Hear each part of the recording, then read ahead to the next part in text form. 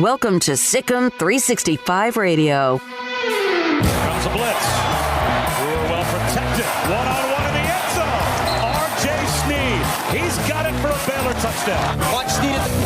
Sikkim 365 Radio is presented by IdealMRI.com. High-quality MRIs for $497 or less. IdealMRI.com. Your health is important, so is your budget. Prescott gonna run it in and get it. This one's not over yet.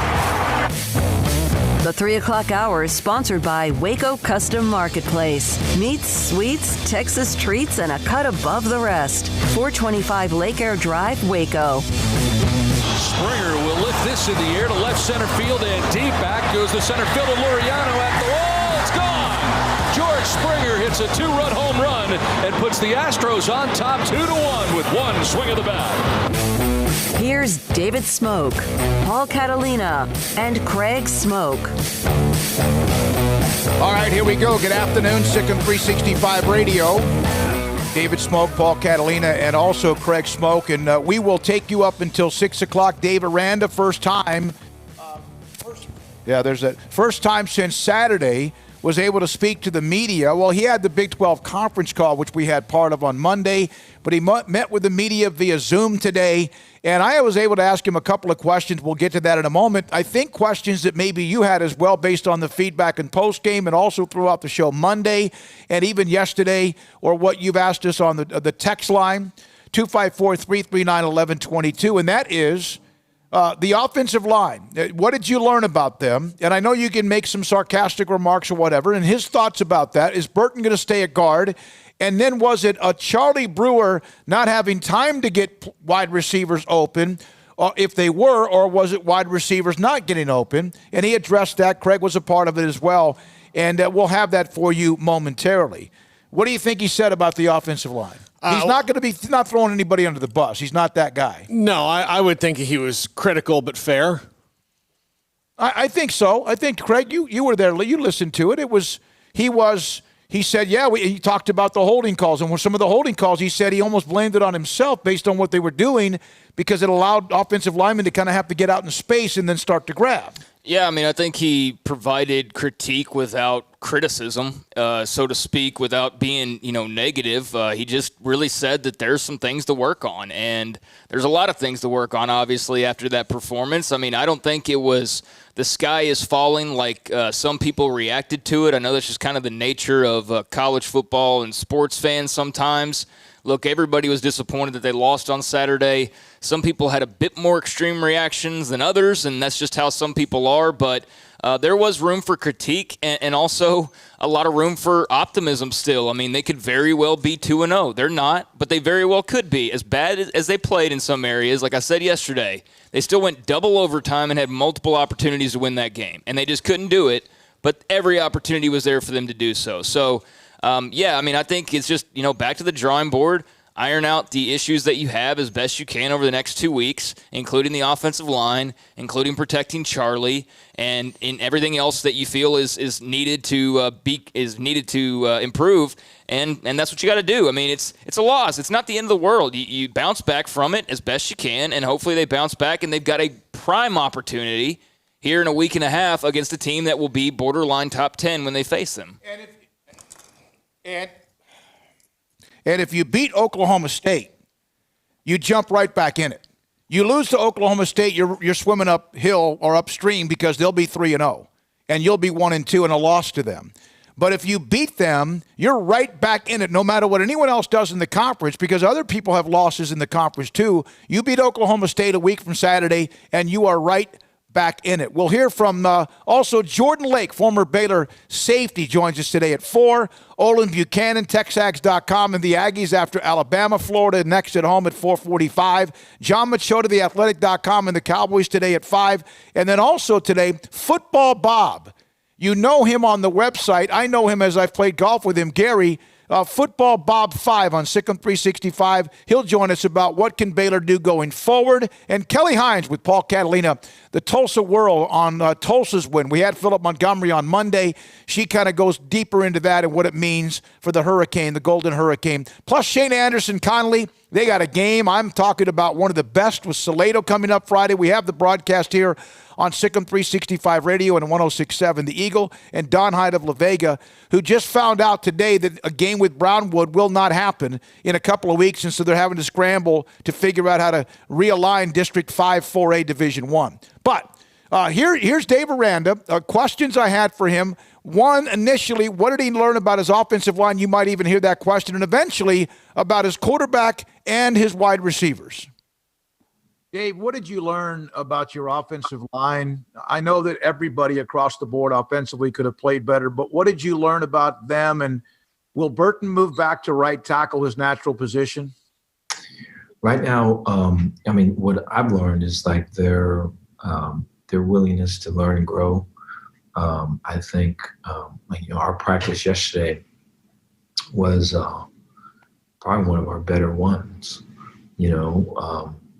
We watched a lot of film from it last night and this morning, and just impressed with the physicality and the effort that was put forth. And, when you walk into these meetings, you can kind of feel the energy in the room, guys kind of at the tip of their seat, kind of ready to go, and you felt that. And, I think our O-line was at the forefront of that. So I think there's a great ability there to see where improvement can be made, and the willingness to attack it. And I think sometimes those things are hard to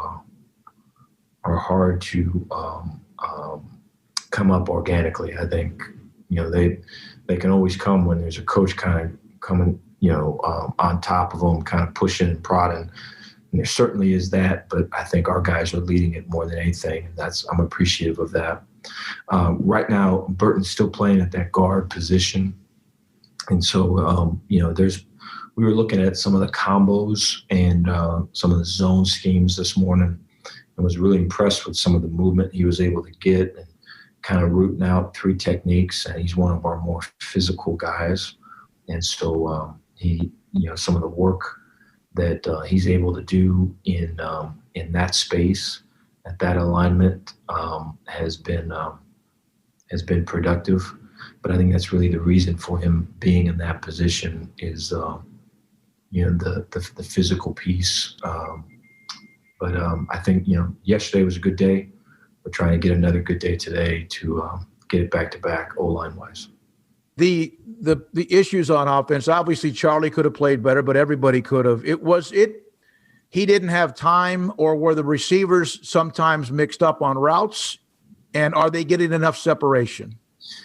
I think it's the separation piece combined with not enough time piece. And I think when you're kind of in the mode of getting to where you want to get to and try to get it to work to how you want it to look like, unfortunately, those two things can switch off, who's in the driver's seat. So there'd be one snap of not enough separation, followed by another snap of great separation, but not enough time. And so I think like our ability to settle that down, and we talked earlier, like winning those one-on-ones and, scheme all around us, get the scheme out and just focus on the technique and the fundamentals of what your job entails.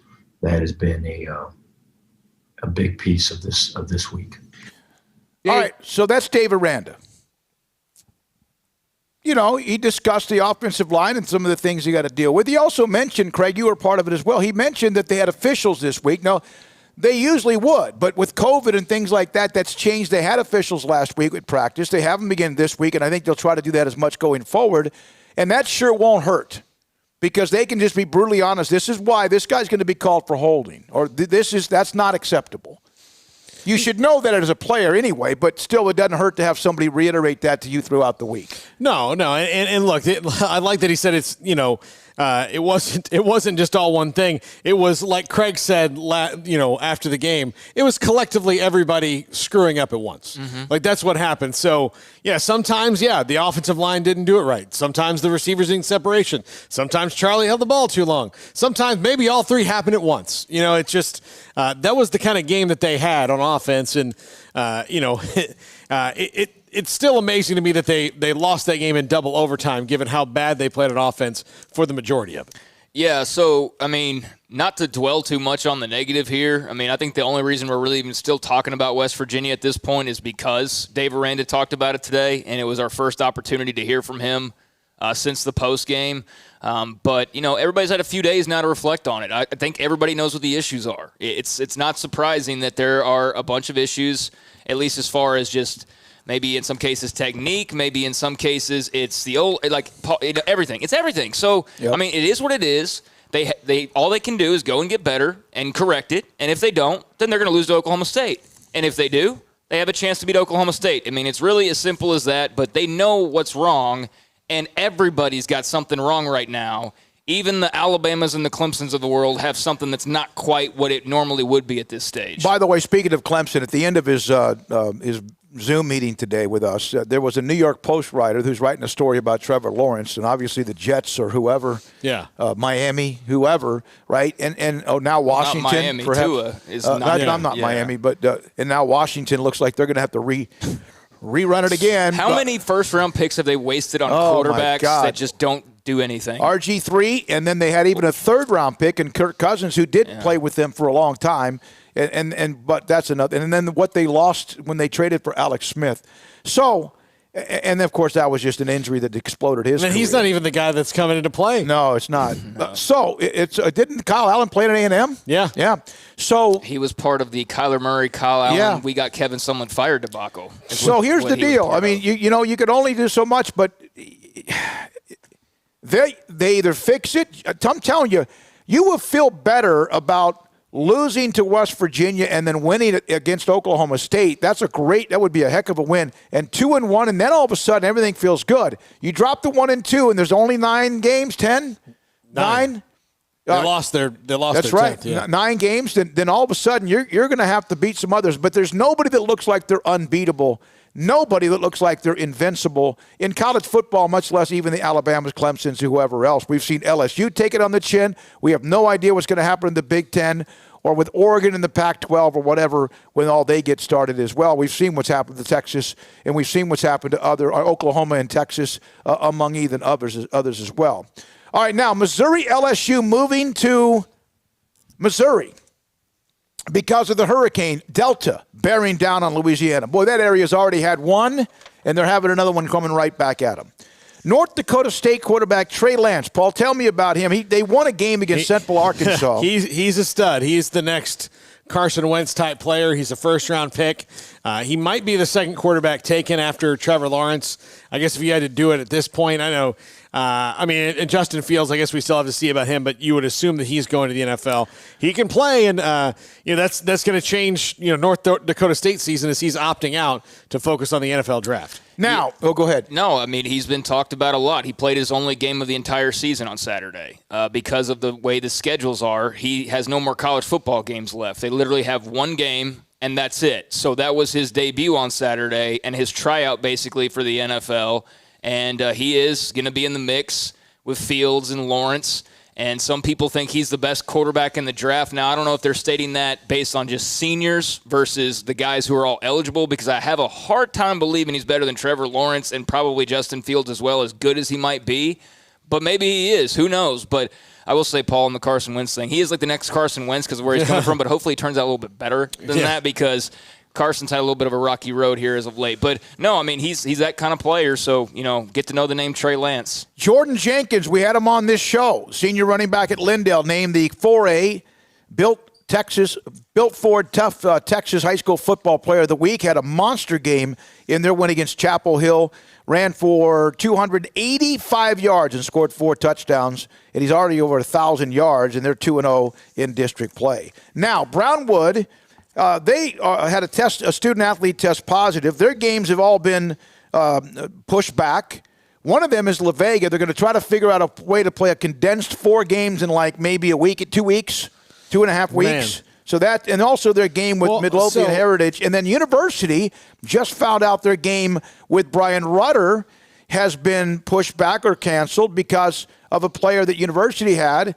And that probably affects their game against Aledo, Well, that might be a good thing. With all due respect, Rodney Smith's done a great job. Alito is just as class as it gets in Class 5A. Well, on this Brownwood thing, is that because the county that Brownwood's in is saying nothing for just one player, right? Student was last on campus October 2nd and resumed varsity activities on 19th of October. He tested positive on October the 6th, which was yesterday. But everybody can't play for 2 weeks because he was there. That's I guess that's their local county ordinance. Well, okay. in some school districts, that's been the case.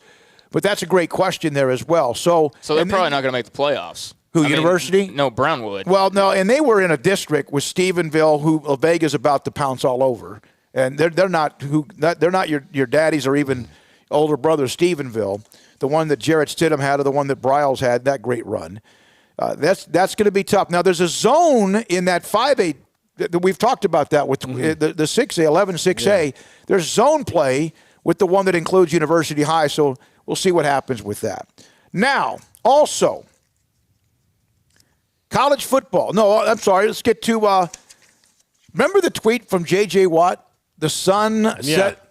Yeah. He apparently had a heated argument, according to Aaron Wilson, who covers the NFL and the Texans, had a heated argument with J.J. Watt, had a heated argument with Bill O'Brien and defensive coordinator Anthony Weaver on the practice field, along with verbal altercations with other staff members during his final weeks as head coach GM. Well, that'll push the door open a little bit quicker. Well, when your star player is upset. Yeah, there's two guys on that team that can get him fired. It's Deshaun Watson and J.J. Watt. By just saying, like, hey, we don't want to play for him anymore. And it seems like J.J. Watt, as rosy and positive as he is, finally was fed up. And if he's fed up, then it's time to go, Bill. And most people argue that it was probably too long. I saw a few people actually make the comment of, if you're firing your coach in the first week of October, he shouldn't have been your coach this season anyways. No, right, absolutely not. Right. And look, after you blow the lead in the playoff game, and you a lot of times, you can't point just to the coach, but the Texans lost that game because of specific decisions that Bill O'Brien made all the way down the line. And I know it's hard to fire a guy when you've got the team in the in the divisional round of the playoffs. It's tough to do that. Yeah. But when you lose a game because of that, and then if you took a straw poll in the locker room after that, it's not like these 4 games are what lost it for him. At least he didn't lose the locker room then. He was already starting to lose the locker room last year, if not before. Monday night football game between the Saints and Chargers could move from New Orleans to Indianapolis because of the hurricane. So it's not just what's going on with COVID, but the hurricane has created some havoc as well. This Titans thing's crazy. 2 more players tested positive, right? And they had what? Craig, what did they do? They had workouts outside of the facility? Well, their facility shut down because of COVID. And so they don't have a place to work out. And because of all the protocols and the rules that are, mandated or whatever, they're not supposed to be going and interacting and working out off premises with each other. And yet Paul Kuharski, who covers the Titans, he somehow obtained some pictures. They were rather fuzzy and from a long distance away. But he has pictures of like this Nashville school field where it appears to be some Tennessee Titans players. Now, again, it's from really far away, but you kind of get the gist of it. And he's claiming that, they practiced unauthorized. Ryan Tannehill was apparently out there, several other players. They denied, but they're having this outbreak and still working out. And then there was a second set of pictures that showed another workout from like a couple of weeks ago that was also against the rules. So the NFL, there's going to be something historic here, like as far as punishment. I'm not going to go so far as to say death penalty or anything, but the NFL is going to best believe have a massive response to this. Didn't they just have that? I think they're going to get hit with some draft picks hard. Yeah, because you can't really go back and forfeit. No, and you can't really do that. So I think they're going to like lose big time picks. But the thing is, the Titans players are so stupid that they basically confirmed the story because you can't really tell that's Ryan Tannehill out there. But one of the players, I think it's Roger Saffold, the offensive lineman, comes out and says something along the lines of, and I can't read it verbatim, but it was along the lines of like, hey, we're just trying to work and feed our families, and if we don't practice in this. And so it's like, dude, you just confirmed that you guys were out there practicing, moron. Yeah. And then A.J.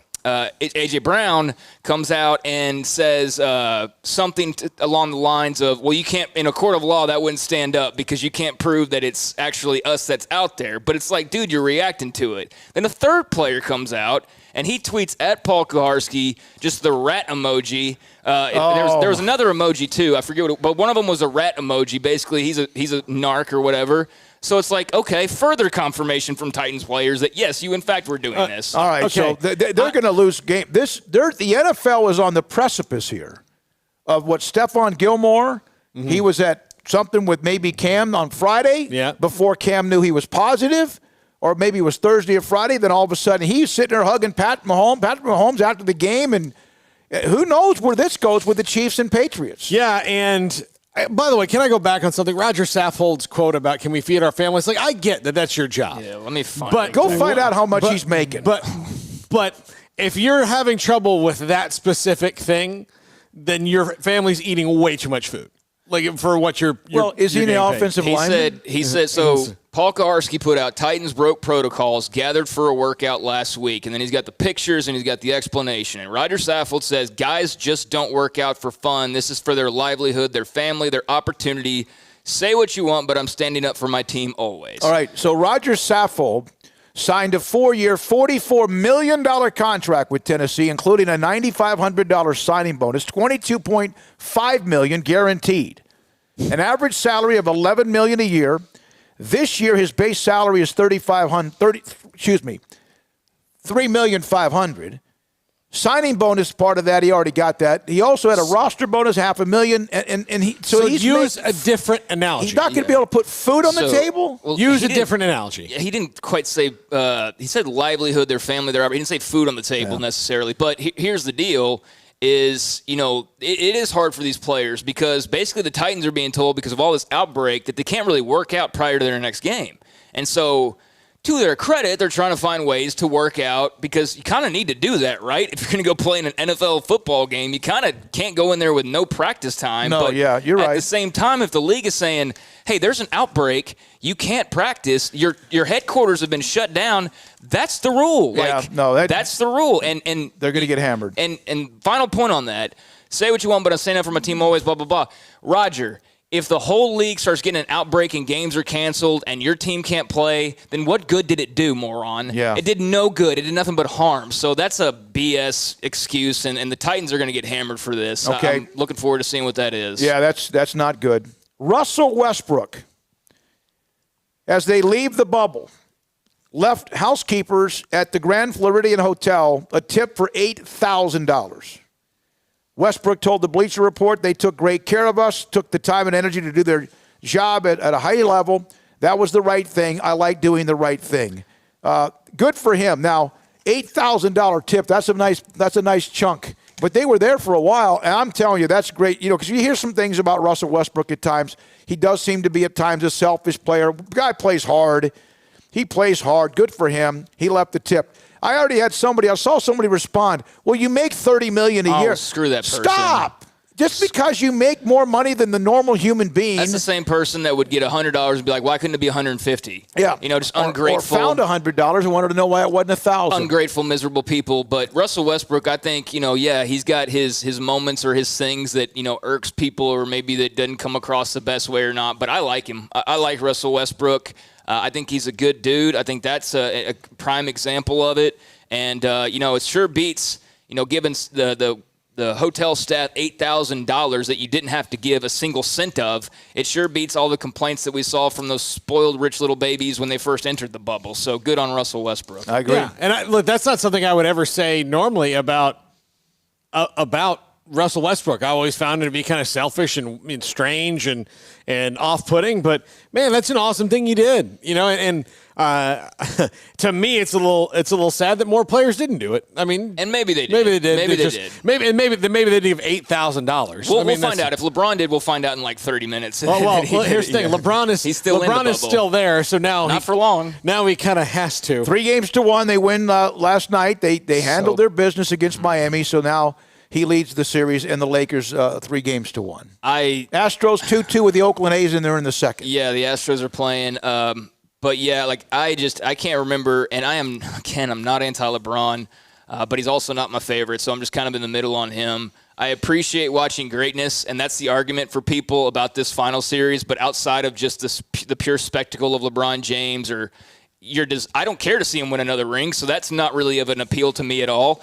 Outside of that, this is the most boring, uninteresting. You're not excited about some small little upstart franchise called the Lakers? It's just not even winning another title. Bottom line, they're about to win an NBA title. It counts. Yeah, there'll of be a course, trophy. it does. He'll be the series MVP, and it goes down as part of his legacy. But this has been interesting because also you have the convergence of college football, the NFL. You still have baseball playoffs that just started week 2. 48% down in the ratings. Yeah, they are. And some of it might be because there's so many other things to watch. Some of it might be people got used to not watching sports and now don't. And some of it might be the issue with social justice and what they put on their court and or their uniforms. And there's a turnoff for some people there as well. Yeah, for some people. I don't think it's the majority of people that are turning away because of that strictly, but it could definitely play a part and is the main reason for some people out there that I think is probably a minority overall. But, I know that game last night was competitive and everything like that. I'm not saying the Heat aren't giving it a go, but it's just so obvious what the end result is that it's not even there's no drama to it. We know what the end result is. The Lakers are a far better team, and there were a lot better teams they could have played, although Miami was smoking hot. And so Jimmy Butler and them deserve it, but they didn't run into some of the better matchups that we saw. Not taken away whatsoever. It's just there's not a lot of drama or suspense here. No, there doesn't appear to be. And the baseball playoffs, when they ramp up, the Astros give us a team out of the South as far as Texas. And when do the Rangers start? They don't, not till next April. The Astros scored 2 in the bottom of the first. It's now, 2-2 in the second inning. Astros and A's. Astros win. They move into the American League Championship Series. When we come back, go. Should not let them play at Dodger Stadium anymore. It's just not fair. First of all, Armstrong, Sims, and Drake Toll are here running the mothership, right? And when we come back, we're going to go back to what Dave Aranda said. I got a note from the chat room. Also, this is for you on the text line and phone calls. We would love the fact the first 3 calls. We get the first 3 calls. You got to get 3, 1, 2, 3. I'm going to send out a free round of golf to Cottonwood Creek Golf Course. If you're in the area and you come, or Dallas or whatever, and you come into Waco, a free round of golf if you're a part of this segment, 254-339-1122. But you got to call in this segment. And right now, did Dave Aranda answer your questions at all or make you feel any better? Any better? What he said about the offensive line, Jake Burton at right guard, and or Charlie Brewer and the wide receivers? Yes, no, why, or why not? Here we go. Love to get your feedback. 254-339-1122. This is Sikkim 365 Radio. With so many companies and policies out there, it gets so confusing shopping for insurance, and I never know if I'm getting the policy that's right for me. Luckily, I met the team at the Nitchie Group Insurance Agency. With the Nitchie Group, you can go to one company and get access to coverage options from many insurance carriers, and you get to speak to a real person about your specific coverage needs. With the Nitchie Group, I know I'm getting the right coverage at the right price. If you need insurance, talk to the experts at the Nitchie Group at 1-800-258-8302. At Ideal MRI, we feel blessed to be a part of the Waco community. We're a small family business right here in Central Texas, and our goal is to bring down the cost of healthcare while maintaining high quality. At times like this, the cost of healthcare has never been more important, and unfortunately, significant illnesses and injuries still occur. That's why Ideal MRI is open and here to serve you through the difficult time. We offer premium MRIs just like a hospital with state-of-the-art technology and specialists, but you'll pay less. Sometimes thousands of dollars less, whether you're using insurance or not. At Ideal MRI, we accept most insurance and there are no hidden costs, even offering financing if that's needed. Everything included in the price, and you'll not get something as a surprise in the mail later on. If you need an MRI, ask your doctor about Ideal MRI. They'll know. You can schedule an appointment safely from home online in minutes at idealmri.com or give us a call, 833-IDEAL-MRI, idealmri.com. Waco's newest gym, Halo Athletic Center, 5725 Bagby Avenue, right behind Region 12 and across the highway from the Central Texas Marketplace, where motivation, inspiration, and hard work are the driving force. State-of-the-art equipment, indoor and outdoor track, locker rooms, showers, yoga and bar classes by Duality Yoga, bod pod potty composition analysis, and registered dietitians, all under one roof, where we rise above. Come join the Halo Athletic Center and be a part of the change. Your change. Hey, this is Bryce Petty, former starting quarterback and two-time Big 12 champion, and I know firsthand the importance of being in top shape both on and off the field. So listen up, men. If you're feeling beat down day in and day out and looking for that high-performance edge that separates the men from the boys, then look no further than the Petty Clinic Low T in Waco. Petty Clinic is a comprehensive men's healthcare clinic with an atmosphere catering to men. Board-certified Dr. Kent Petty has a special interest in offering the highest quality medical care to men of all ages. Some of the services offered include screening and treatment for low testosterone or thyroid, infertility, high blood pressure, diabetes, high cholesterol, sleep apnea, while offering comprehensive wellness exams and complete men's health lab panels. High performance men, remember, it's not just a Petty thing. This is Bryce Petty, encouraging you to reach out and Google search Petty Clinic Low T or go to pettycliniclowt.com and get your complimentary lab screening today. Riverbend Liquor and Wine has their easy-to-access drive-thru open and convenient and clean in-store location on the corner of Lakeshore Drive and North 19th Street in Waco. Riverbend Liquor has the best and most extensive variety of craft beer selections in Waco, and Balcones Whiskey, including single malt, pot still, baby blue, rye, brimstone, and the all-new lineage in stock. Riverbend Liquor and Wine, family-owned and operated, and a hidden gem in Waco on Lakeshore Drive and 19th Street. And find out more on Facebook and Instagram.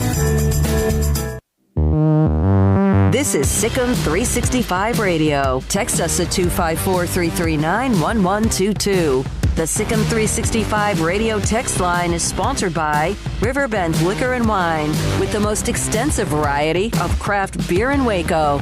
A hidden gem on Lakeshore Drive and 19th Street.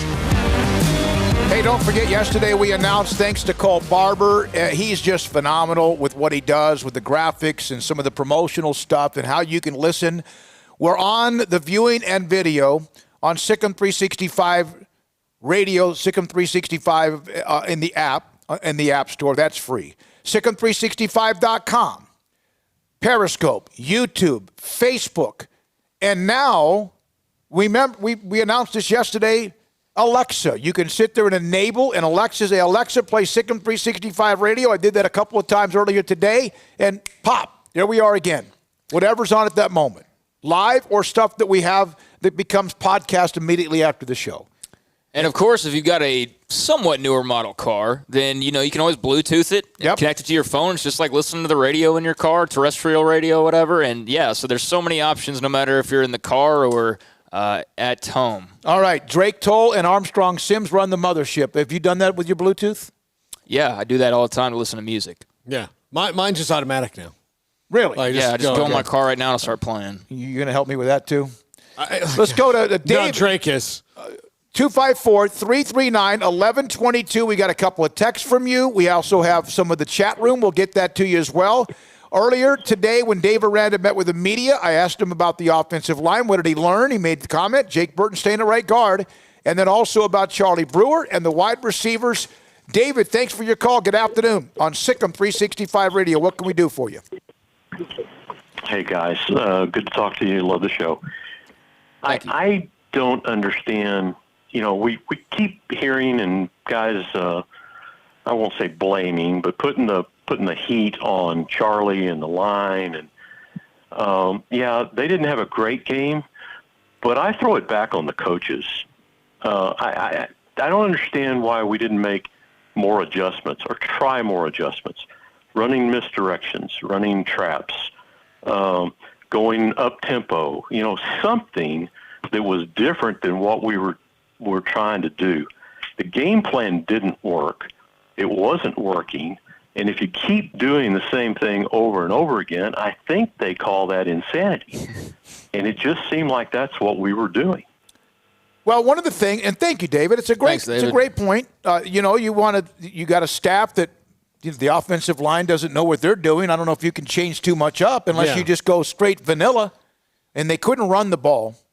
Was there ever a time, I think Levitt had a couple of 3 to 5 yard carries, maybe 7 yards. I don't remember. Ebner, who had just come off the explosive game, was just like, there was a throw to him in the end zone, which was a bad throw, and it was intercepted. Yeah, they didn't run the ball at all, and they can't. How do you not get the ball to Ebner, Paul, more often? That I wondered. Or how do they not create different ways to get him, because he's excellent in the passing game as well.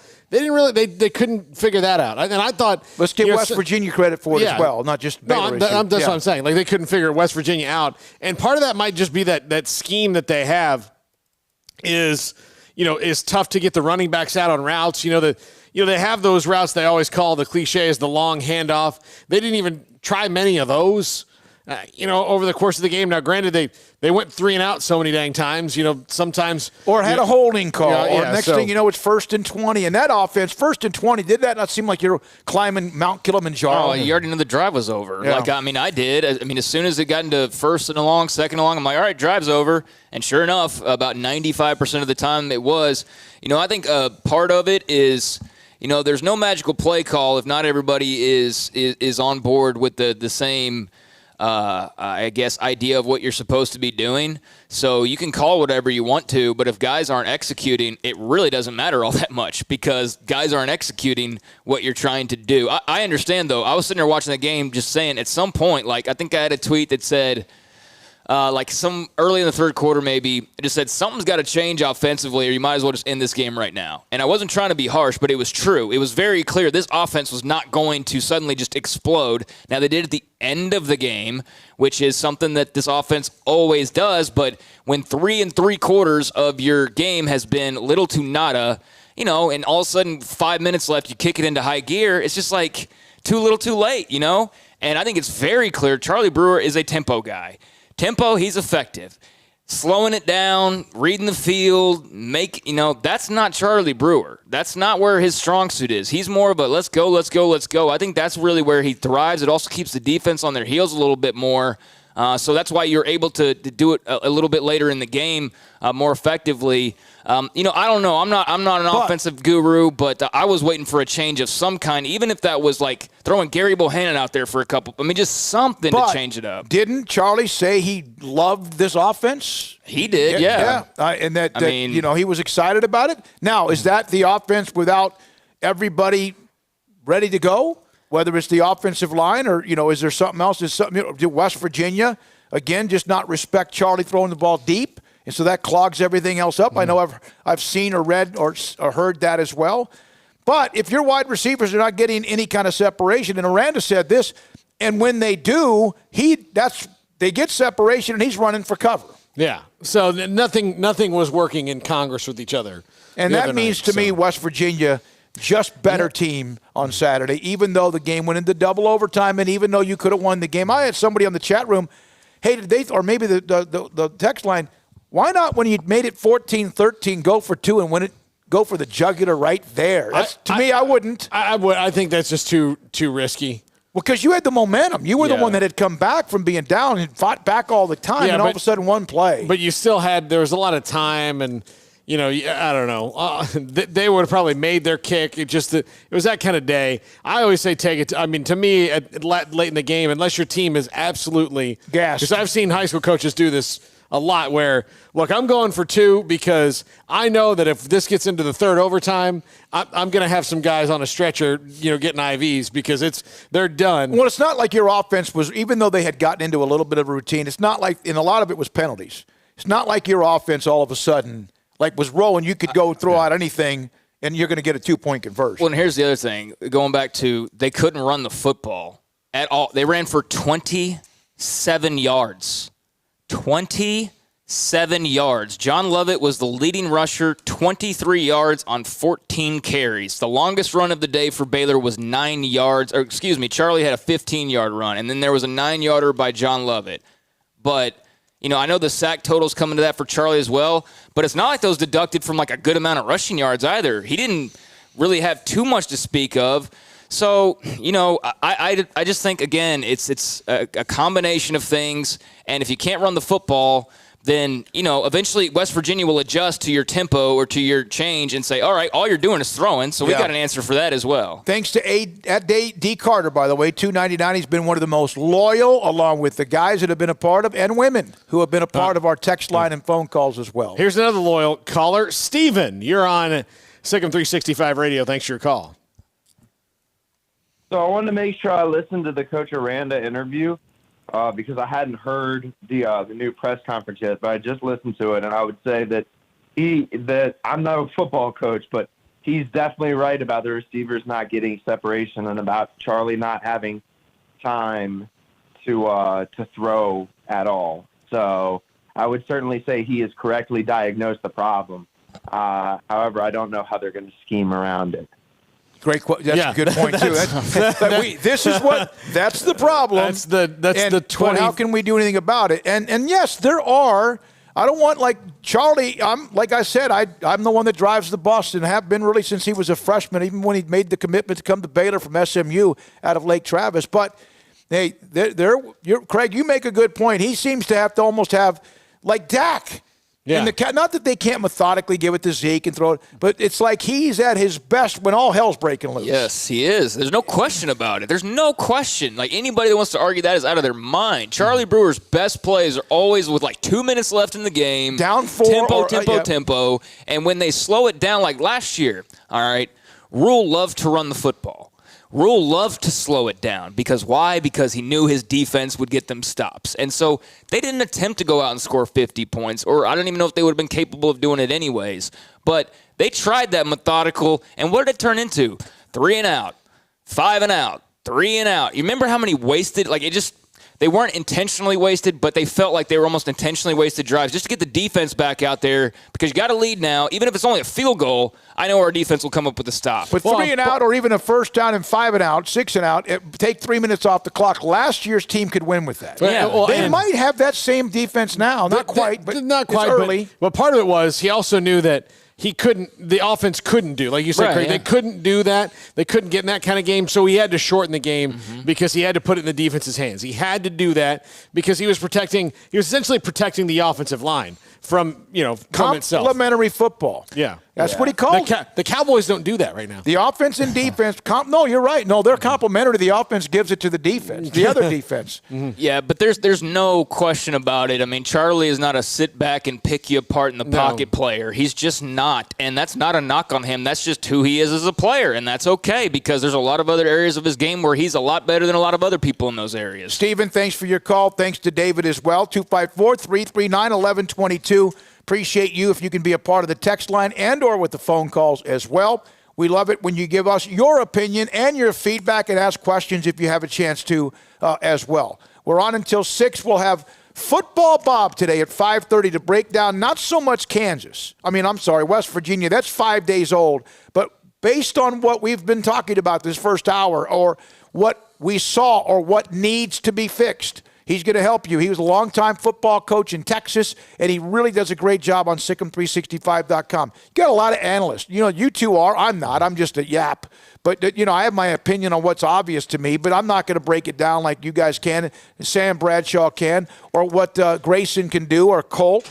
And at basketball with Ashley, or with Brian does. And now Football Bob's going to join us as well, or Phil Bennett. And he joins us on Mondays at 5 o'clock, which got 20,000 views. Did it really? Yeah, 20,000 views for Phil Bennett at that Monday segment at 5 o'clock. I need to also, I don't want to be included in that group because I definitely don't belong in that analyst group. Yeah. I am more of a reporter than an analyst, especially when compared to Football Bob or S11, a.k.a. Sam Bradshaw, a.k.a. Sean Bell. That's an inside joke for the boards. So I'm not in that group, but more of a reporter and just somebody who likes to talk football on occasion. But there was a great post by BU Dog Mommy on the boards. I believe it was yesterday. And when I saw it last night, I just chimed in because there wasn't really a whole lot of response. And it was, it was freshly posted pretty much, so we're not expecting it to blow up immediately. But then I looked at it today, and it had blown up.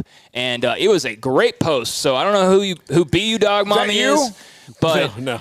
It was Are an you awesome, FSU dog mommy? Yeah. That's why I call myself so people know it's me. It was an awesome post, and it's well worth the read. And it's just another person there on the boards, in addition to the people on staff that are like Football Bob or whoever. Football Bob is part of staff, but you know what I'm saying. Another contributor to the football. There's some people that understand it, and they can break it down, and they do a great. Of course, J.J. Joe we had on yesterday, and what he was able to do from a quarterback's perspective, which I think maybe calmed a few people down. Not everybody, but maybe a few. When we come back, our next segment, Wednesdays at 3:45, we hear from Shane Conley of Conley.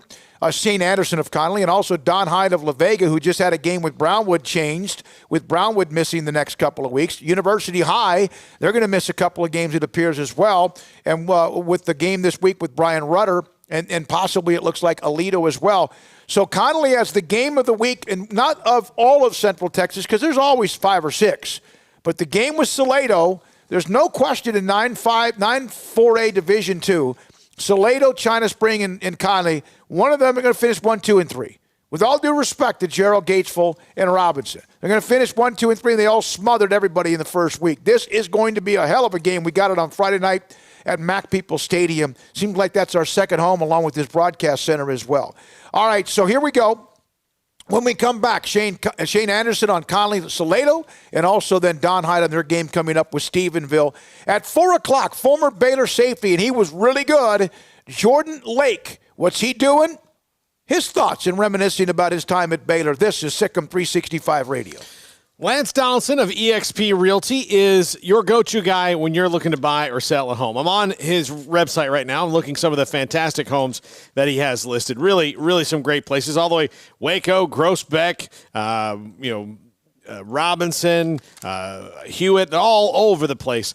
Lance is one of the best guys. In fact, on his website, it says he's a local real estate agent with a unique perspective. If you meet Lance Donaldson, you'll definitely agree with that. He's a very unique guy. He's a great guy. He's going to be fun to hang out with when you are looking at homes. And you want somebody you can stand to be around for a while if you're looking at homes, because it's a huge decision that you're going to have to make. And you want somebody who's going to be able to put you at ease and navigate you through. Sometimes they might even need to talk you out of something because you'll get excited about something and you realize maybe that's not what you want. Lance Donaldson is that guy. Give him a call, 254-214-3713. Or online at lancedonaldson.exprealty.com. Central Texas traditions run deep, all the way to the vehicles we drive. That's why folks trust Alan Samuels. During Alan Samuels Jeep Adventure Days, get employee pricing for all on new 2020 Gladiator Sport and no payments for 90 days. Plus, the tougher-than-nails 2020 Jeep Renegade. 0 for 72, no payments for 90 days, or up to $6,250 in cash and subprime offers. Trusted. That's Alan Samuels, your friend in the car business. One size fits all. That may be all right for an adjustable belt or cheap sunglasses, but when it comes to your financial needs, no one wants a one-size-fits-all strategy. Ben Erlinson, your Edward Jones financial advisor, knows that his most important goals are yours. That's why he takes the time to understand your needs, knowing you. That's how Edward Jones makes sense of investing. Ben Erlinson, 100 North 6th Street in Waco, 254-759-8533. Edward Jones, member SIPC. From the first workout to the last practice, sports is an incredible challenge. Hi, this is Dan Engel at the First National Bank of Central Texas, and we're proud to support each athlete, every parent, and our educators. From families, small businesses, to the biggest industry, we're here to help. With remarkable products like instant issue debit cards free at all of our banking centers, we've got banking ideas that fuel big dreams. The First National Bank of Central Texas. Familiar faces making local decisions. Member FDIC, Equal Housing Lender. At Baylor University, students find their place to shine. They're faithful friends and inspirational leaders. They're championship teammates and independent thinkers. They're on the cutting edge of high tech and in the halls of history. If you want to make the world a brighter place, you can. And if you want to shine in your own way, you can. The spark you need is already inside you. Bring it to Baylor, where lights shine bright. Southwest Sports Medicine and Orthopedics, the team physicians for Baylor Athletics, specializing in diagnosis and treatment of any and all sport-related injuries, celebrating over a decade of service to Central Texas. They tackle all surgical and non-surgical problems that arise from an active lifestyle. Trust the doctors at Baylor Trust, and when injuries sideline you, don't wait for Monday. Join us at 8:30 on Saturday mornings for a post-game injury evaluation clinic. Southwest Sports Medicine and Orthopedics. We get you back in the game. Texas Farm Bureau Insurance in McLennan County takes pride in backing Central Texas football. Our agents would like to help with your insurance needs. Call 254-772-8090 for an agent near you. Stepping into the boots of a U.S. Army officer can add confidence and leadership skills to your son or daughter's career path. See all the things they can achieve in our boots at GoArmy.com. U.S. Army Waco Recruiting Company, 254-598-8131 or 254-776-1543. Hi, this is Connolly football coach Shane Anderson. I'm a proud listener and supporter of the all-new Sikkim 365 radio show with David Smoke, Paul Catalina, and Craig Smoke. This segment with Connolly Cadets football coach Shane Anderson is sponsored by Masonic Construction, Sturdy Steel, American Bank, Graham Properties, Richard Carr Motors, Parsons Roofing, First Central Credit Union, Allen Samuels Dodge Chrysler Jeep Ram Fiat, Texas Farm Bureau Insurance, U.S. Army Waco Recruiting Company, Southwest Sports Medicine. This is one that when the schedule came out, not sure exactly who was going to be what, but you had an idea. Allen Hare and Salado were going to be in the mix, no question. They are playing Shane at a tremendous rate.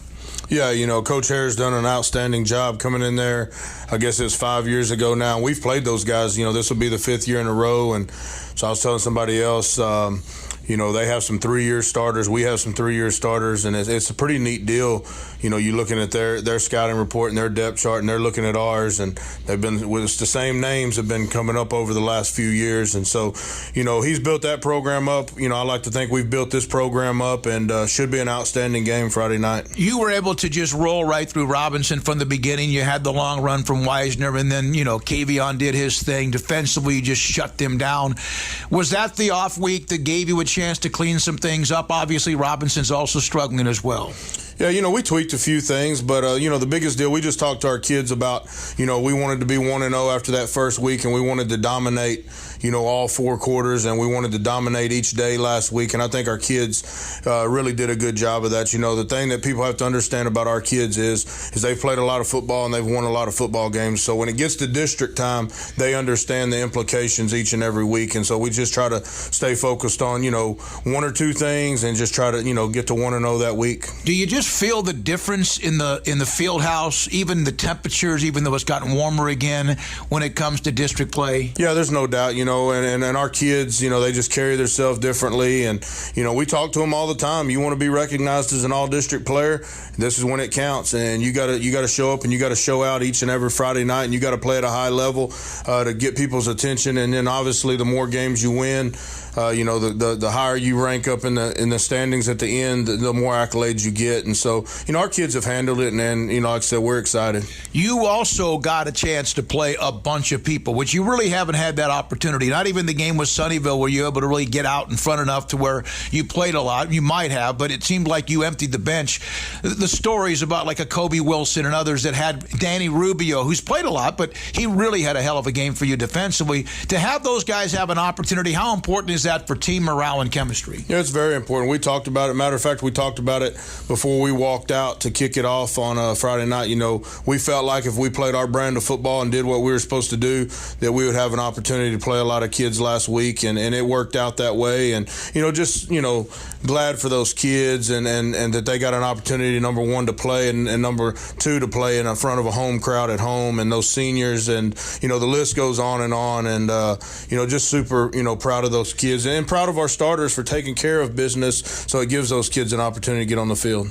Are you a Sikkim 365 super fan? Then try out our premium subscriptions at Sikkim365.com. Hi, this is La Vega head football coach Don Hyde. and you're listening to Sikkim 365 Radio with David Smoke, Paul Catalina, and Craig Smoke.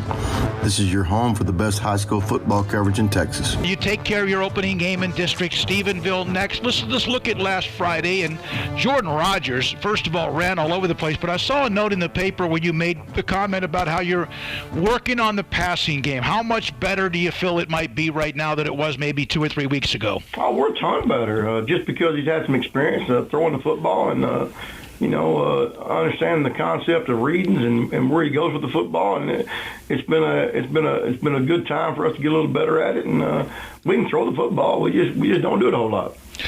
Don, there's no question that when Abra went down with what was a lengthy injury, that you have, obviously, Nickel who could come in and do what he did at the end of the game with Conley, but that Jordan's got this natural leadership quality. How much of that is important? Well, not only is he a great leader and a great kid and very important to our offense, but he's got the ability to make plays. And, Blaine's a super kid, and Blaine's great at managing the game. But, you got to have somebody back there that they got to account for in every aspect of the game. And so, he's just important to be back there. How do you feel now? Did you feel like the off week that you needed, that you especially with district being moved up a week, did you feel like the guys responded well to that and you had the week of practice you needed and you got healthy? Well, certainly. I think it was huge when it came, and we certainly took advantage of it, and the kids took advantage of it. So now Stephenville, everyone knows about them. You've met them now quite a bit. It's almost as if you guys are tied in together. They have had kind of an up-and-down start, but they've won their last 2 games. One thing I've noticed, they've scored a lot of points. I mean a bunch of points. Your thoughts about Stephenville? Well, very good team. Coach Doty does a fabulous job down there. They're very talented. They do a great job of executing the offense and their game plan, and they've got some guys you better account for. If you don't account for them, they're going to get loose and they're going to score a lot of points. And so it's going to be a big test for our defense this week to make sure that we can contain them, and at the same time we're going to score some points to make sure we can outscore them. Bird Culchin Ford has been in Waco since 1936. Ford, the #1 selling truck in Texas, 43 years running. And Bird Culchin Ford proudly supports high school football in Central Texas. And no better way to tailgate with a Ford than from Bird Culchin Ford. And are there better vehicles to tailgate with than the Ford F-150 or the Ford Expedition? And of course, you can get them new, pre-owned Bird Culchin Ford. Our sponsor of the Ford Tough Player of the Week, locally owned dealership. Online at bkford.com at 1701 West Loop 340 in Waco. Bird Culchin Ford.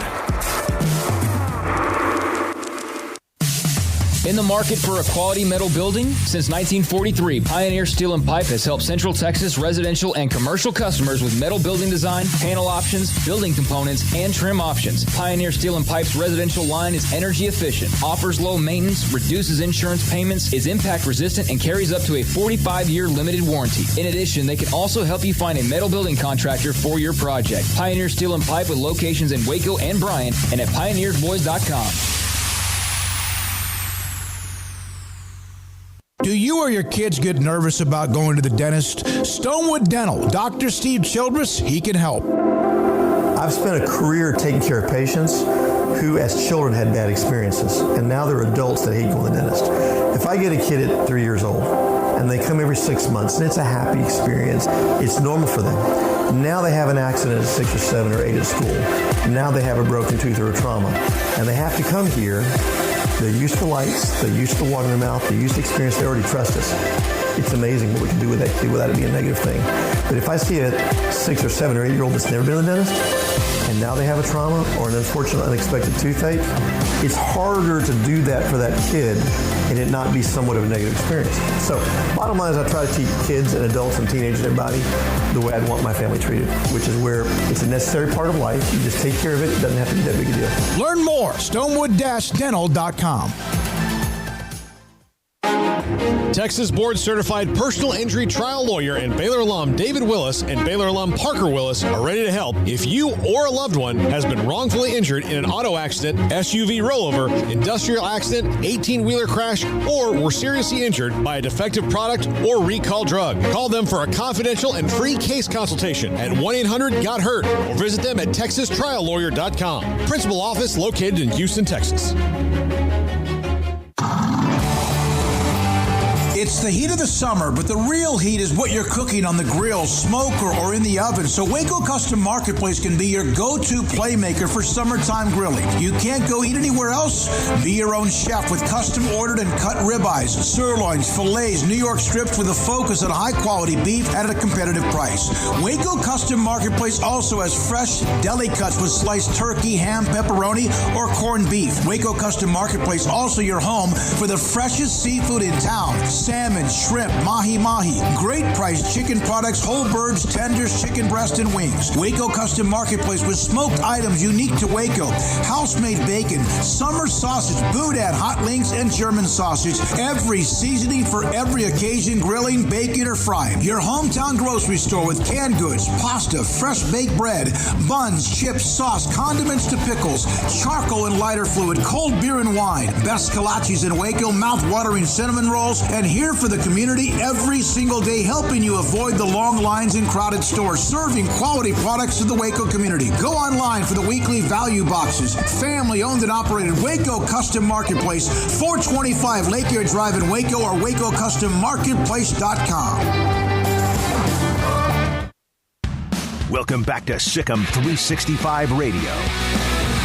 The 4 o'clock hour is sponsored by Boozer's Jewelers, the wedding ring store, specializing in custom jewelry and repair, all in-house. Here comes the blitz. Brewer well protected. One-on-one in the end zone. R.J. Sneed. He's got it for a Baylor touchdown. Watch Sneed at the... This segment on Baylor Athletics on Sikkim 365 Radio is brought to you by Richard Carr Buick GMC Cadillac, located at the Imperial Drive exit off Loop 340 in Waco. Proud supporters of all Baylor Athletics. Here's David Smoke, Paul Catalina, and Craig Smoke. In this hour, we will hear from Jordan Lake momentarily, three-time All Big 12 safety at Baylor. We'll have him on here momentarily. Also today, Kelly Hines writes for the Tulsa World, covers Tulsa. We had Philip Montgomery on Monday's show, and then Phil Bennett dropped in with that. And Paul Catalina on Tulsa's big weekend at UCF at 4:30. Then we'll talk A&M football with Olin Buchanan at 4:45. Football Bob today at 5:30. A Sikkim365.com college football contributor. Jordan Lake joins us on Sikkim 365 Radio. Craig Smoke, Paul Catalina, and I'm David Smoke. And I want to start off with something that you may not realize, but I'm going to. Back on October 19th of last year at 4:29 p.m., you text or tweeted, "I hate the targeting penalty, and I think it's ruining football," and it got Chris Miller many times ejected from the game. You couldn't play today, could you, in the way the game is called? It certainly would be a lot tougher. There's no doubt about that. Jordan, I think, having been here when you were playing, I think you were one of the reasons they invented that rule. I think to some extent that's probably right. I definitely in my time had a few shots that would not be. I wouldn't have finished the whole game. Let's put it that way. Well, the question I have, though, is the reason that they have it is defenseless receivers. They have it to protect you, the tackler, or the quarter, whoever. It's 10 years now. You've been out for over a decade. Have you had any aftershocks or any problems because of the way you played the game? No, I mean, no lasting aftershocks and effects. I'm going to need to ask my employer if they see anything on a daily basis, or my wife. But no, I mean, I kind of grew up playing and idolizing football, played in a tough, hard-nosed way, and that's the way I enjoyed playing. I guess as much as I had forgotten about that tweet, by the way, but as much as I expressed my views on targeting, I'm all for making the game safer, and I understand the progression that needs to happen in the game to make it safer for everyone playing.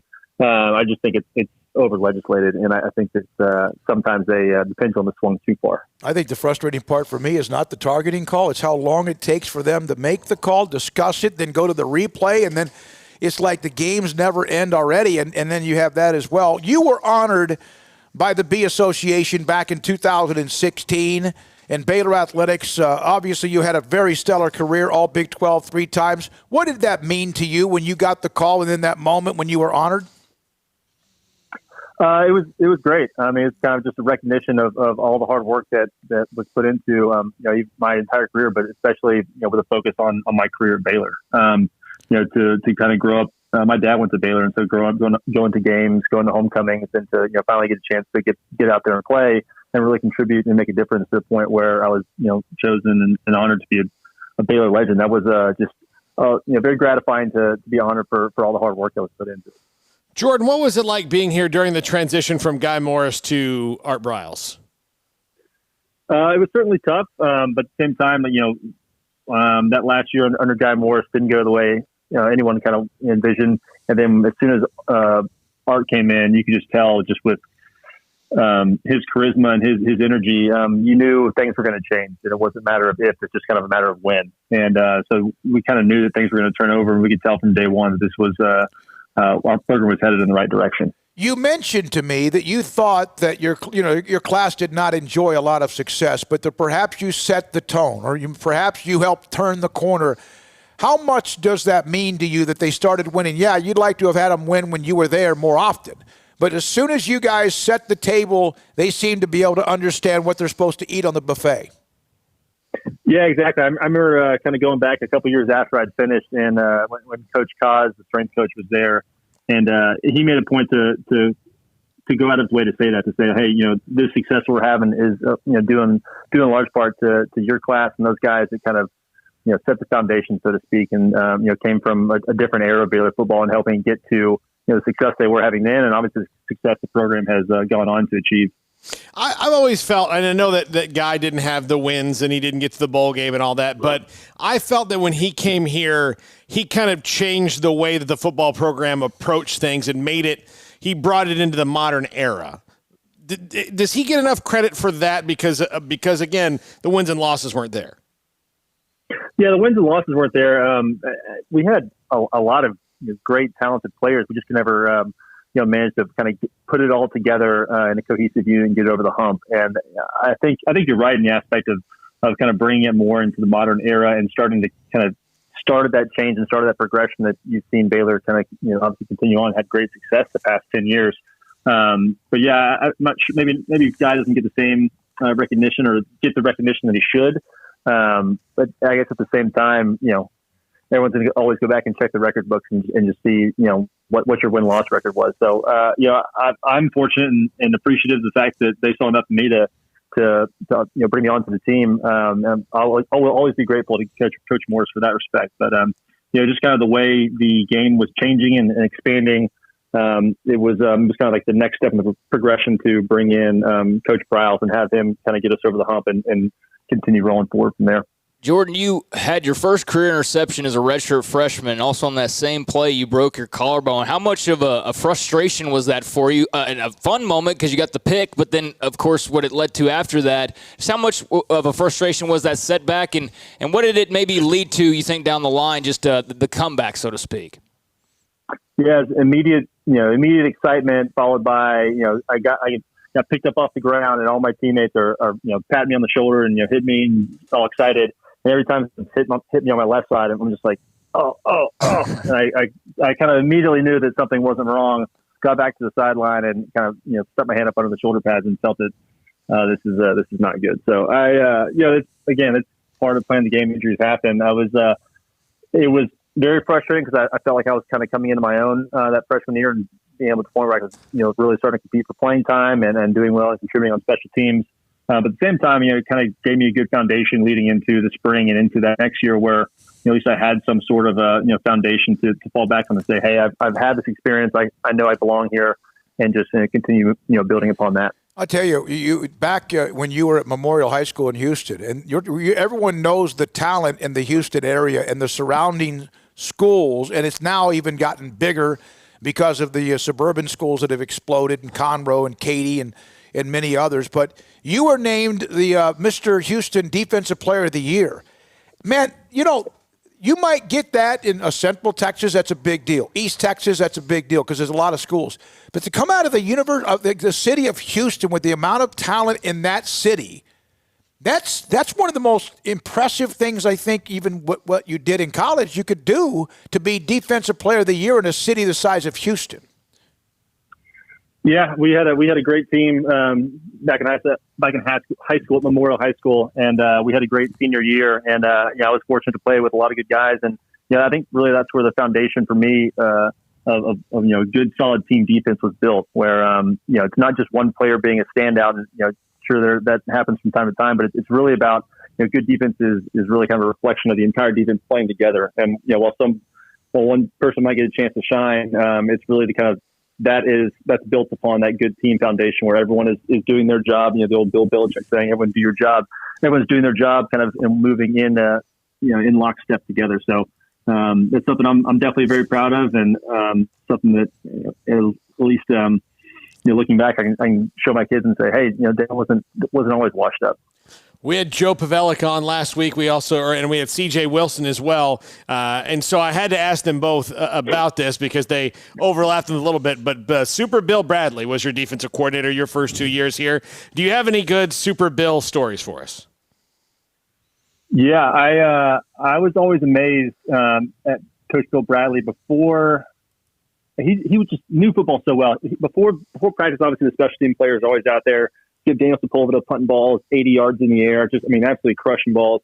And Bradley could watch the ball and watch how it's flying and could tell you with about 95% certainty which way the ball was going to bounce. And he just had this kind of sixth sense about football to him where he knew the game so well. And even on top of that, even at his age, I don't even know what age he was when he was our coach. I think probably in his mid-60s or so, but he was the one that was running our secondary practice and out there, throwing dimes to us and we're, running drills. He's, we're sitting there like, "Hey, coach, do you think you can get out to us?" And he's like, "Don't you worry about that. You just, you go deep, I'll hit you." And he's out there slinging balls in his early 60s. I'm like, "Oh my God, this guy's amazing." You mentioned Coach Briles. He was just coming in as you were starting to leave. The last 2 years you were there. And then there's the connection that you never thought might be is the fact you went to go play overseas in Italy, and he coached there, remember, for a year to kind of just get himself into coaching. Did he call you at all? Did he know you played in Italy? Did he pick your brain at all?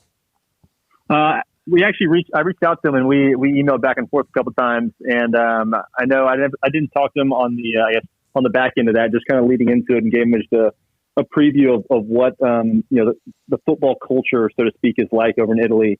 How just because it's obviously a secondary niche, not secondary, but farther down the rung as far as the sports go. It's more of a niche sport that has a real kind of family atmosphere to it. So we were kind of touch base back and forth, and from everything I heard, he had a fantastic time. I know he even brought over a few former Baylor players that really enjoyed their time overseas as well. Jordan, he in his first press availability last year at Mount Vernon, one of the things he mentioned that kind of took him aback was that he gets after the first practice and he's walking to the locker room. There's just guys that are like 35 years old smoking cigarettes in their lockers, and it's like I don't know what I stepped into here. No, yeah, that was one of the best parts of it. Is after a big win, you walk off the field and people start handing you cups of wine, and you hang out as a team, and you get some of the guys ripping cigarettes while you're sipping on some vino and just enjoying the win. It's great. That's awesome. So there's a popularity over there, obviously, but how much fandom did you see for American football overseas? So it's growing a lot in the north. I guess kind of in the Milan area and the Florence area where he was. It's more popular than it is in the South. I was based in Catania, Sicily, so we kind of averaged about 100 fans per game.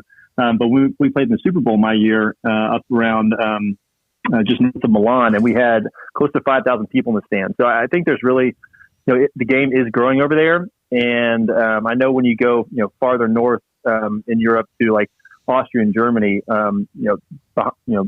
football is not is obviously not on the same level as soccer or even basketball, but it's kind of right there in that third tier of sports where the closer you are to the foundations of football overseas, which is NFL Europe, which is primarily based in Germany. You start getting a lot of people that are kind of really dedicated to the game and want to grow it more over there. All right, Jordan, you I mentioned you tried to play pro football at a certain level as much as you could. But then you settled in, and you've been in the energy business for quite some time. Where are you? What are you doing? And how much fun have you had in the competition? Does it remind you of anything football? I will say, people think I'm crazy when I say this, but I do say that the energy business is a lot like the NFL football, where if you're not progressing and advancing, then you're getting passed by somebody else. So to me, at least, having to hang up the cleats and go towards something else was definitely challenging.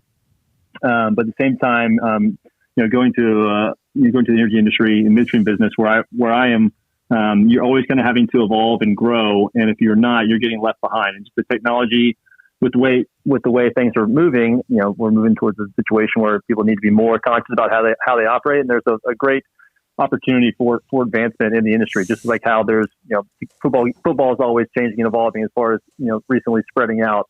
So that there's kind of those parallels, and it's a fun time to be in it. And it's, there's always something new every day. What was more or difficult in your experience? Trying to handle a safety at the safety position, some wide receiver coming over the middle, a big tight end, or somebody who had speed to try to get behind you, or two boys who were 3.5 and 1.5 years old? Oh, that's not even a question. It's two boys that are 3.5 and 1.5, chasing those two around. I'm way more tired after a full day watching them than I ever was after a football game. But yeah, they certainly keep me busy, and it's fun now. My 3.5-year-old is starting to sit down when he does sit down and watch football with me, and we're kind of starting to work towards teaching them what the game's all about. So that's been exciting and rewarding as a father. Well, they're not going to get slower, Jordan. So I mean, you're right now. You got to keep ahead of the game, man. Like you can't let them catch you. I've taken the opportunity during quarantine to rededicate myself to working out just so I can keep up with them. So trying to stay close to fighting shape as possible. Jordan, or have you, I guess, kept up with the program all these years? I mean, you still keeping up with them or keeping tabs? Yeah, I mean, I'm not just with just because it's not the same coaching staff. You don't have those kind of same personal connections, with people you played with. At the same time, like I'm always following Baylor football. I'm always kind of plugged into what's going on. I will say I'm excited. I was very excited about the hire of Coach Aranda, and through 2 games so far, really excited. Definitely from a defense side of the ball. What they've kind of started to put together and what they're showing on that side of the ball. I think offense will come as they're learning a new system. But the defense side of the ball, there's some playmakers over there right now that are really fun to watch. Well, they're carrying over from Matt Rule, and you had to love what you saw from that defense last year on the way to a Big 12 title game appearance. Yeah, no, when Coach Rule got hired, people took out, obviously some people raised my eyebrows like, this guy from Temple, what's the deal here? But you go back and kind of look at his track record at Temple, and you just tell the success that he had turning that program around and people he put in the NFL. And even that first year, we were 1-11, but you could see the youth kind of coming into their own towards the end of that season. You could see that, hey, they're building something here, and they've got a bigger vision. And so it was great to see just his commitment to that vision and see it actually pay off and make it all the way to the Big 12 championship last year. And it was a lot of fun going to see them in New Orleans last year at the Sugar Bowl. Paul brought up Joe Pavelic, and then also I guess Jason Smith was a part of that induction when the B Association honored you. And then there was others, John Westbrook, one of the great names and stories in Southwest Conference history, Steve Grumbine, another one. How often do you stay in touch with former teammates? You say you stay in touch with Baylor, but is it a challenge when you go off and you got family, you've got this new career? How often do you get a chance to kind of hang out or still stay in touch with them? Yeah, we touch base every now and then. I actually talked to Joe not too long ago about some business stuff. So that was fun to touch base with him. We spent about 45 minutes talking just talking, catching up really, and then about 5 minutes of actual work stuff. But no, with people being in different spots of their career, different spots as far as raising a family, sometimes it's hard to keep track every now and then, but it's one of those things where you have that foundation with them that you do see them, you do catch up either at games or on phone call, or you see them on the road, something like that. It's you kind of hop back into it pretty quickly to walk down memory lane and catch up with them. Man, it's great talking to you. Great catching up with you. A lot of people excited about hearing from you. We appreciate you. You another former player that had a heck of a career at Baylor, and thanks for your time and good luck with your career and also the family. All right, well, thank you so much for having me. It was a lot of fun. That's Jordan Lake.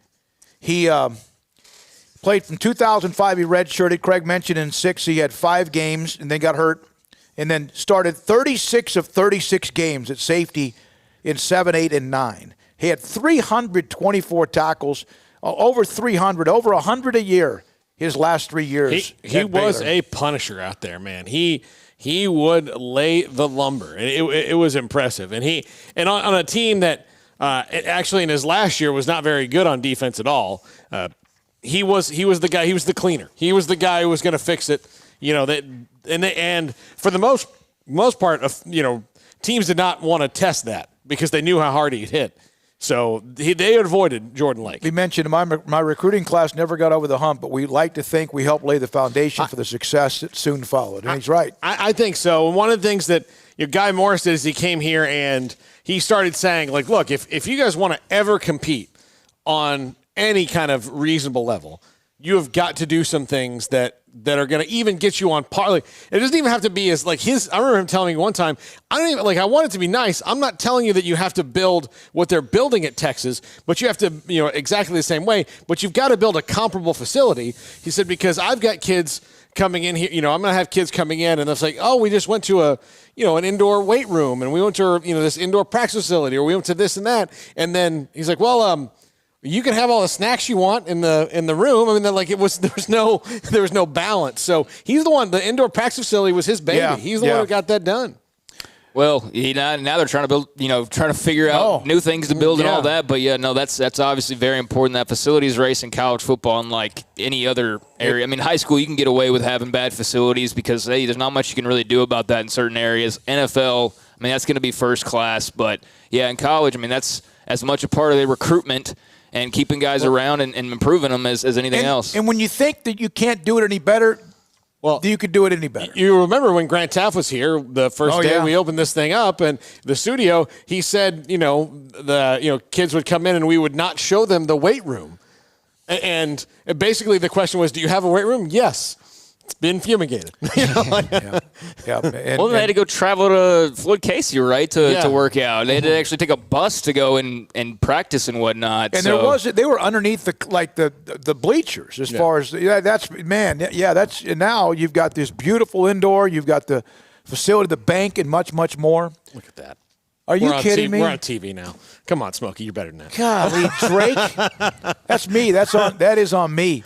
All right. So, thanks to Jordan Lake. I spit in my eye line the whole time. Why didn't you do anything? I didn't even see it until just now. I was so focused at. Oh my! By the way, the high school football. We mentioned University and their game with Rudder has been canceled or postponed. Canceled. Rudder's going to now play Nacogdoches. Nacogdoches was supposed to play John Tyler, so University had a player test positive. Their game with Rudder canceled. Rudder was going to play, needed a game. Well, Nacogdoches was going to play John Tyler. They just came out. They had a player test positive, and I'm not sure if there's more than one. So they're out for this week. Rudder plays Nacogdoches. That'll be that Nacogdoches, Darren Allman, but Rudder will be favored in that game. DeSoto in their game with Prosper, that now has been canceled.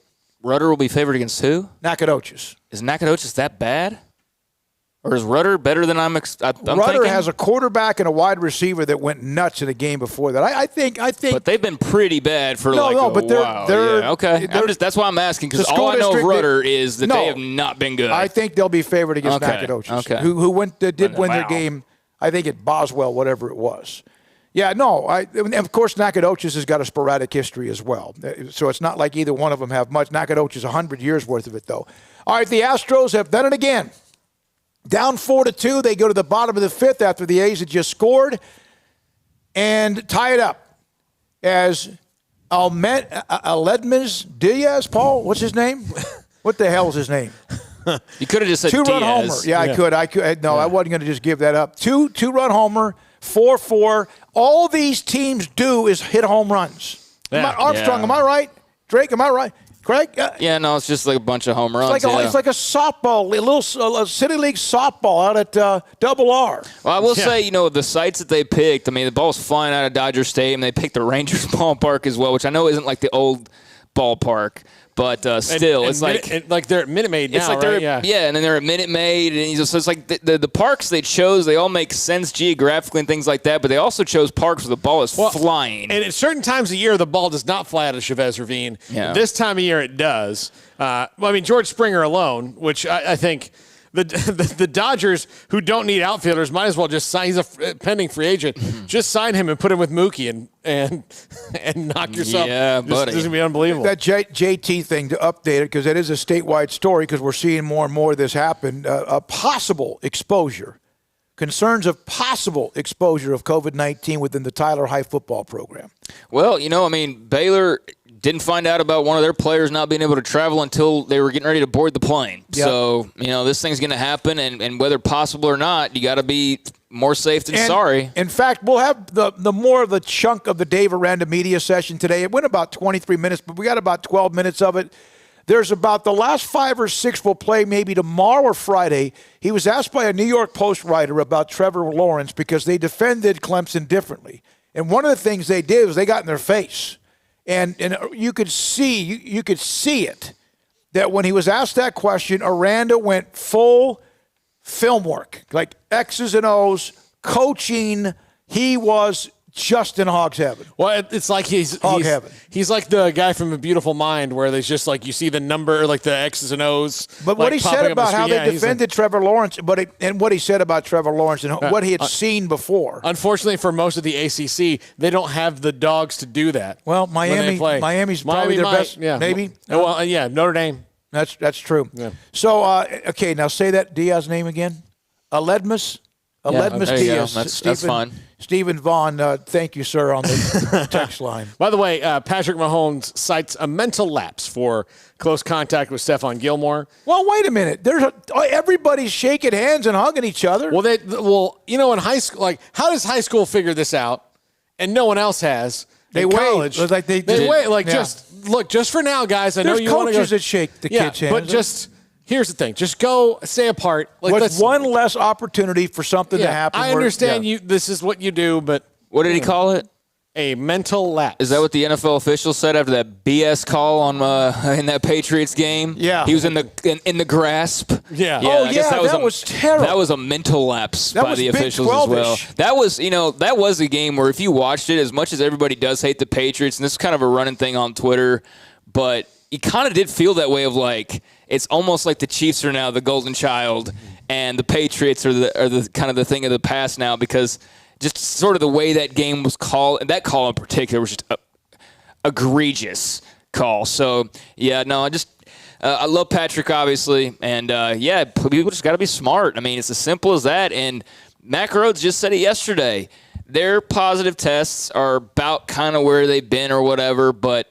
The contact, like the numbers are a little bit up. And when I asked him about it, just to kind of break down where he felt like that was coming from, he said it's little lapses. Like when they're out in the field, they're masked up, they're doing all they're supposed to do. They're in the facility, they're masked up, they're doing all they're supposed to do. They get outside, they slip. All of a sudden, you've got a whole D-line that can't travel to West Virginia. So it's just it was like when the pizza arrived and Armstrong just started hugging the driver. That was strange, but he put us in jeopardy. Did he not? Did he do like the European hello, like kissed him on both cheeks? Is that like the Highland Park greeting or something like that? I don't know. When I ordered a couple times in the last it's been 6 months or so, they laid the boxes on a chair right outside the door. I think the guy wanted to check out the studio, honestly. Yeah. I think that's what it was. We should have given him something in return. Sometime I was told the other night I brought some family members here to see the studio, and they said that the black curtains kind of throw off what we're doing in here. What do they think's going on in here? Like one of those white buildings in L.A.? You cannot tell at all what is going on. Yeah, I don't know. At all. I would be a little sketched out, it is a little bit spooky. I would be like, what exactly is going on in there? Yeah. But the pizza guy was interested. The pizza guy was very interested. Yeah. He was asking questions. Yeah. Especially if it's what I think he thought was like option A or option B. Well, he's like, wow, hold on, I got to get a peek here. What's going on? You take into account not only the black curtains, but the full camera setup right here. And you're like, okay, so we had a police. Craig. The first night. That's very observant, Craig. Because the first night we did the fantasy football show here, we had a police officer stop by because the owner of the building hadn't given him any of the codes. So if there's an emergency call, they couldn't get to where they wanted to go. So it's his job as the officer on duty in this neighborhood to have those things. Walk you out with handcuffs. So he knocked on the door and I opened the curtain and he walked in and the first thing he was doing was like, what? And then he turned and saw okay, it's a Baylor thing. Okay, good. That backdrop's a cover. That's greatness. Golly. All right, Tulsa beat UCF. They were one of those teams that wanted to interrupt the party. There's always one or two or three every year, and they were beating Tulsa. Great win for Philip Montgomery, who joined us on Monday. Paul Catalina had already scheduled to talk to Kelly Hines, who writes for the Tulsa World, about the win. So we're about to run that. Owen Buchanan on A&M in Florida at 4:45. John Machota at 5 on the Cowboys at 5:30. Football Bob on Sikkim365.com on how could Baylor fix some of their ailments. This is Sikkim 365 Radio. Richard Carr, Buick GMC Cadillac. They've got the kickoff summer savings event continuing on right now. I mean, I hope you've been taking advantage of these deals they've had for going on quite some time now, but continuing on the kickoff savings event. And that means that all 2020 vehicles on their lot are priced to move right now. You can get it all. A smooth, quiet ride in a first-class interior matched with power and durability. The GMC Sierra is the best truck on the road, and during the Richard Carr Kickoff Savings Event, qualified buyers will score $9,000 off a 2020 GMC Sierra at Richard Carr. They also have the 3-row Buick Enclave, an amazing value in a luxury SUV during the Kickoff Savings Event. All 2020 3-row Buick Enclaves are $10,000 off, or get the versatile and nimble Buick Encore for only $19,900. And maybe you're ready to step up to the ultimate luxury and style of a Cadillac. Let Richard Carr bring the Cadillac experience to you with an XT4, XT5, or the full-size 7-passenger Cadillac XT6 and save $2,000. 2020 Cadillac XT4 started only $34,690 at Richard Carr Cadillac, or find one of the best sedan values on the market with the exhilarating 2020 Cadillac CT4 sedan starting at $32,995. It's the kickoff savings event at Richard Carr. Score huge savings right now on all vehicles in stock. Go to richardcarr.com to find more information, or come see the deals in person at Highway 6 and the Imperial Exit. Or you can call them and they will bring the test drive to you, because your comfort and safety is their first priority. Again, check them out at richardcarr.com. Richard Carr Motors, people you can count on. Boozers is the wedding ring store and more. If you're ready to get engaged or already married and want to upgrade your wife's ring for a special anniversary, Boozers is the place to go. With the largest selection of premier quality diamond engagement rings and wedding rings in Central Texas. They have 7 cases with over 300 styles of rings from top designers like Natalie Kay. Choose from yellow, white, or rose gold, plus beautiful top quality loose diamonds. With an in-house jewelry, they can also custom make anything you want. Bring in a picture or drawing and let Boozers create your one-of-a-kind pendant or ring. They can even use some of your old gold and diamond jewelry to create something new. At Boozers, you'll find a great selection of quality timepieces, and Boozers is the place for expert watch maintenance and repairs, too. They specialize in expert Rolex watch repair for fine jewelry, watches, custom work, and more. Go to Boozers on Valley Mills and Lake Air Drive in Waco. Boozers, the wedding ring store. Carr has the trucks, man. They have the one for you. Crew cab, short or long bed, silver, black or blue. Texas size selection, great prices too. Richard Carr, he has the truck for you. Carr has the trucks, man. He has the truck you need. If you want the best truck, you want a GMC. Texas size selection, great prices too. Richard Carr, they have the truck for you. What you do in privacy is your own business. What you do in public with your truck, well, that's our business at Pickup Outfitters. In your garage, it's okay for your truck to parade around in the nude with no accessories. Hey, this is still America. But when you bring your truck out in public, it's just common decency to put an outfit on your truck. And that's where we come in at Pickup Outfitters. Put a cover on that bed. Cover your rear end with a bumper and a hitch, for goodness sakes. There are women and children on the roads. And guys, don't leave your tools exposed. Put them in a toolbox. Be proud of your truck and stand tall with a lift kit. Or improve your truck's posture with a leveling kit. Add some class to your pickup with new wheels and tires. Or dress up for a date with your new RV or boat with a fifth wheel or a receiver hitch. At Pickup Outfitters, we're dedicating to making the roads decent for all Central Texans. So when taking your truck out in public, remember your manners and accessorize it properly with an outfit from Pickup Outfitters. 220 Lake Air Drive in Waco. One size fits all. That may be all right for an adjustable belt or cheap sunglasses, but when it comes to your financial needs, no one wants a one-size-fits-all strategy. Cam Heathcott, your Edward Jones financial advisor, knows that his most important goals are yours. That's why he takes the time to understand your needs, knowing you. That's how Edward Jones makes sense of investing. Cam Heathcott, covering Conroe and Houston, 936-756-7717 or cam.heathcott@edwardjones.com. Edward Jones, member SIPC.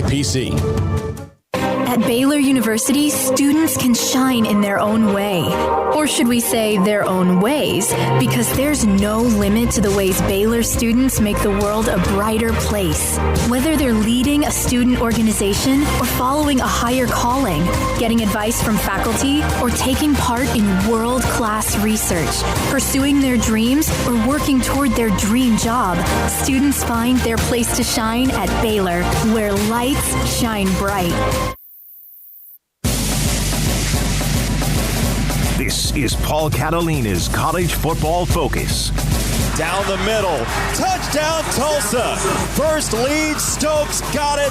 Golden Hurricane with the advantage. SicEm 365 Radio, our college football focus. The Tulsa Golden Hurricane, a big win over number 11 UCF on Saturday night, 34-26. Kelly Hines from the Tulsa World joins us now. And Kelly, for Tulsa, they had they'd only played the one game against Oklahoma State, which defensively they availed themselves really, really well. What did we learn about them on Saturday night beating a really good UCF team? I think it was more of the same regarding the defense, which has played exceptionally well the first two games.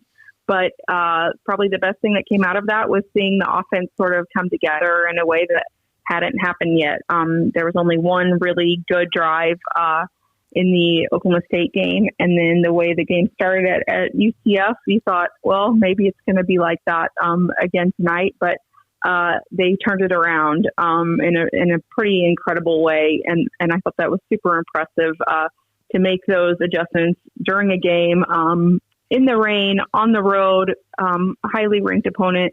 And to be able to do that was really impressive. Zack Smith, 273 yards, 3 touchdowns, and a pick. He also he got sacked a few times. Obviously, that's going to happen in a game. But where is his progression now this year as far as leading the team, being the guy, and really having a lock on that job?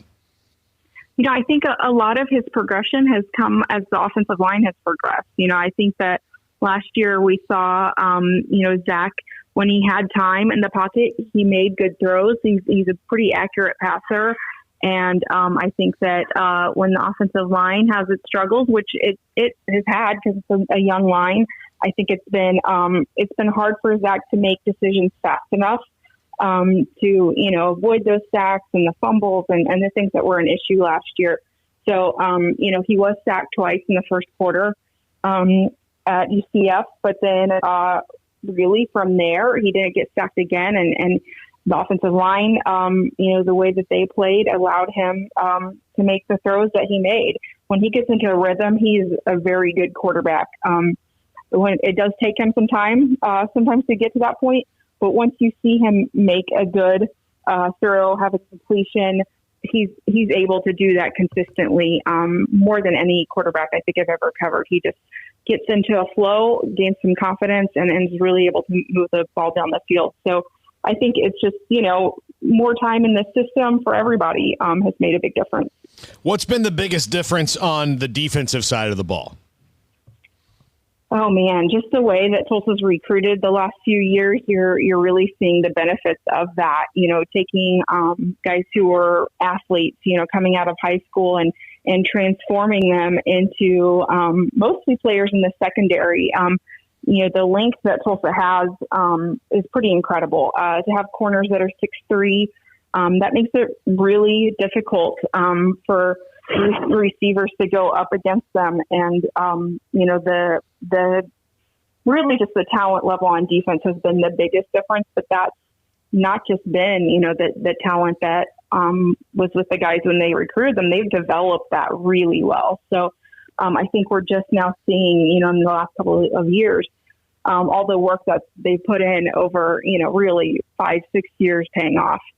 Phil Montgomery's got a big Texas connection. Obviously, he was the offensive coordinator here at Baylor under Art Briles, and he has those recruits coming in. One of them, it's now a junior, which I can't believe, is a player we covered when he was in high school, Jackson Player on the defensive line.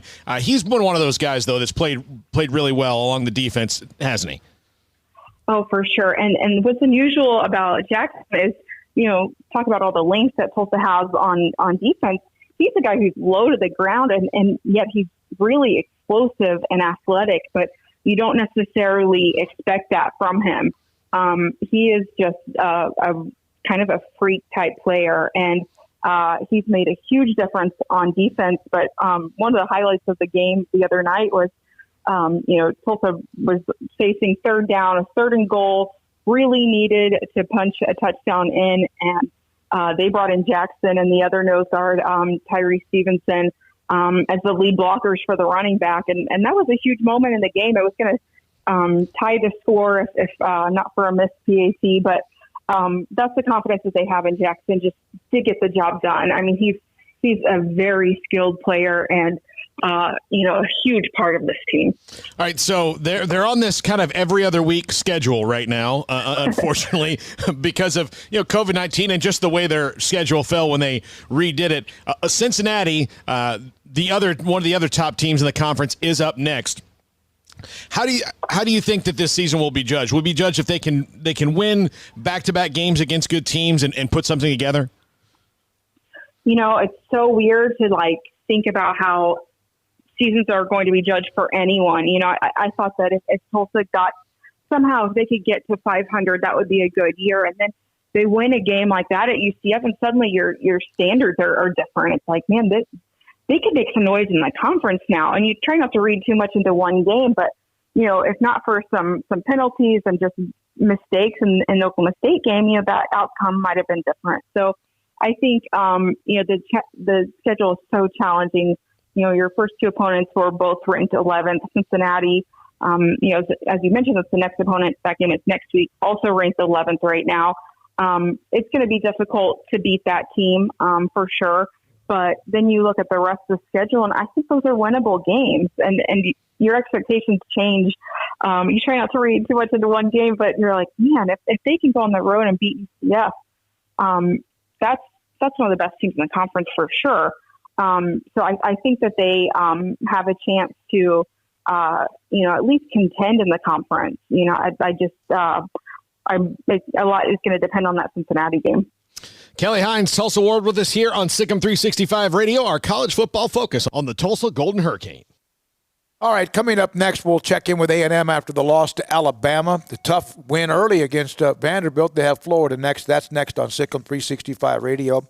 But let me tell you now about Petty Clinic Men's Healthcare. PettyClinicLowT.com. That's who they are on the website, PettyClinicLowT.com. 1 in 3 men over the age of 40 have low testosterone. The majority of the men have lived poor quality lives for way too long. At Petty Clinic, we strive to change that stat. Petty Clinic, established in 2015, has been blowing up ever since. Dr. Kent Petty offering men in Waco and the region all throughout Texas the highest quality medical care possible to provide exceptional medical services to achieve the highest level of quality health for men across Texas. In fact, helping you become the high-performance man you want to be. Has an atmosphere of medical staff highly trained in the area of men's health, all timely, affordable, efficient, and also the medical care you want. Here's the bottom line. If you feel like you're sluggish, lethargic, you've lost your sex drive, something's wrong, ED, well, you can go to pettycliniclowt.com, set up an appointment, tell him Smokey sent you. He'll get your blood work at a discounted rate, look at the results, and if your testosterone level is too low, he will put you in a program to increase your testosterone level so you can become the high-performance man you want to be. There's a lot of things in your life that you could probably do better. One of them is getting your blood work from Dr. Kent Petty. He'll look at the blood work, get a discounted rate, and then put you in a program so you can become the high-performance man you want to be. Call them now or go online to call them or contact them at pettycliniclowt.com. Let Camille Johnson Realtors guide you seamlessly through the process of buying your dream home or selling your current one. Commercial, farm and ranch, or residential, Camille Johnson Realtors can smoothly and successfully lead you through any transaction. With a team of 28 experienced agents who are excited about serving you, Camille Johnson Realtors services the entire greater Waco area. If you're in the market to buy or sell, contact Camille Johnson Realtors, 104 Midway Center in Woodway, or find them online at www.camillejohnson.com. Camille Johnson Realtors, elegant, charming, warm. Welcome home.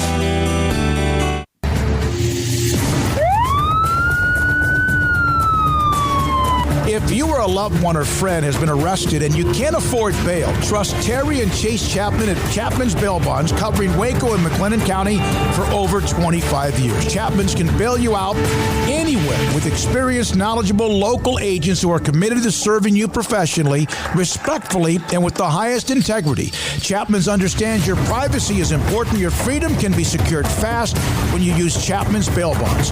Open 24 hours a day, payment arrangements available. Call Chapman's Bail Bonds. When you need help, 254-754-1603. When you ring, we'll spring. Born in Waco, Brotherwell Brewing exists to serve the Central Texas community with locally crafted beer of the highest quality. They want to bring Central Texas closer to the brewing experience so everyone can enjoy well-made beer as much as they do. For 2.5 years, they've been bringing this at their location on Bridge Street in East Waco. And this football season, you need to stop by on game day for curbside pickup or stop by their tent next to Sikkim 365 at Brazos Parking for your pregame refreshment. Brotherwell Brewing believes in community and bringing people together to enjoy products made in their community. So for your game day, whether it's a tailgate or at home, stop by Brotherwell Brewing for high-quality craft beer made right here in Central Texas, 400 East Bridge Street, and check them out online at brotherwell.com. Don Humidor, your home with a 48-foot walk-in humidor with the elite cigar brands from around the world, including the #1 cigar of the year, Aging Room Cuatro Nicaragua. Plus, they have the great brands like Macanudo and Artur Fuente, Rocky Patel, Aston, and so much more. CBD, great for sore muscles, aches and pains, sleep, Vita Dreams, and anxiety, mild depression, general health and wellness. Their staff very knowledgeable on the subject. If anyone is curious about CBD, ask Carol and Ashley. Don Humidor in the Townwood Shopping Center off Valley Mills in Waco. Stepping into a new pair of boots is great, but stepping into the boots of a U.S. Army officer can also add confidence and leadership skills to your son or daughter's career path. There are more than 150 occupational specialties to help them find the best fit for their future. See all the things your son or daughter can achieve in our boots at GoArmy.com. U.S. Army Waco Recruiting Company, 254-598-8131 or 254-776-1543. Welcome back to Sikkim 365 Radio. Mac Jones had that one batted in the air. It's intercepted by A&M. And this might be a pick six. All the way down to the 15-yard line. This segment with Olin Buchanan of TexAgs.com is sponsored by Waco Regional Tennis and Fitness. With over 40 group exercise classes Monday through Sunday on Lakeshore Drive in Waco. Olin Buchanan every Wednesday at this time. A&M coming off the loss to Alabama, 24, something like that. At one point, Olin, 14-0 Alabama. You're like, oh, my God, here we go again. And then, well, they made it 14-14. Was that was that who they can be, or was that just something where Alabama let their guard down? I know there was a big defensive turnover in that moment too. Yeah, actually, I think I came away, crazy as it sounds, more encouraged from that game, from a beatdown loss, than I did from what they showed in that win over Vanderbilt. They were down 14-0 and then made it 14-14. And, Alabama does what Alabama does. They respond. But, I think when you look at the game in retrospect, you go back to a couple of plays that A&M had. They had it in their hands to make and didn't make them. I don't think Alabama was going to win the game no matter what. They're better. But I don't think the talent gap is as big as that 28-point deficit would lead you to believe. And just, quick example. I don't know if you saw the game, David, but just before the half, they're down 28-14, A&M is. They're at the Alabama 30, looking at a 4th and 2, and Kellen Mond delivers a pass to their best player, Zack Smith, coming across. The ball hits him right in the hands, and I guess Zack is trying to make the move too soon, and he drops it. Well, if he catches it, which it's in his hands, it's your best player, is the right read. At the very worst, you're probably 28-17 at the half. Instead, you're giving Alabama the ball with a minute and a half to go, and you figure they're going to go score, and they did. And it's 35-14 at half, and it's over, and you know it. The guys in the A&M uniforms knew it was over at that point. So there was no coming back from a 3-touchdown deficit.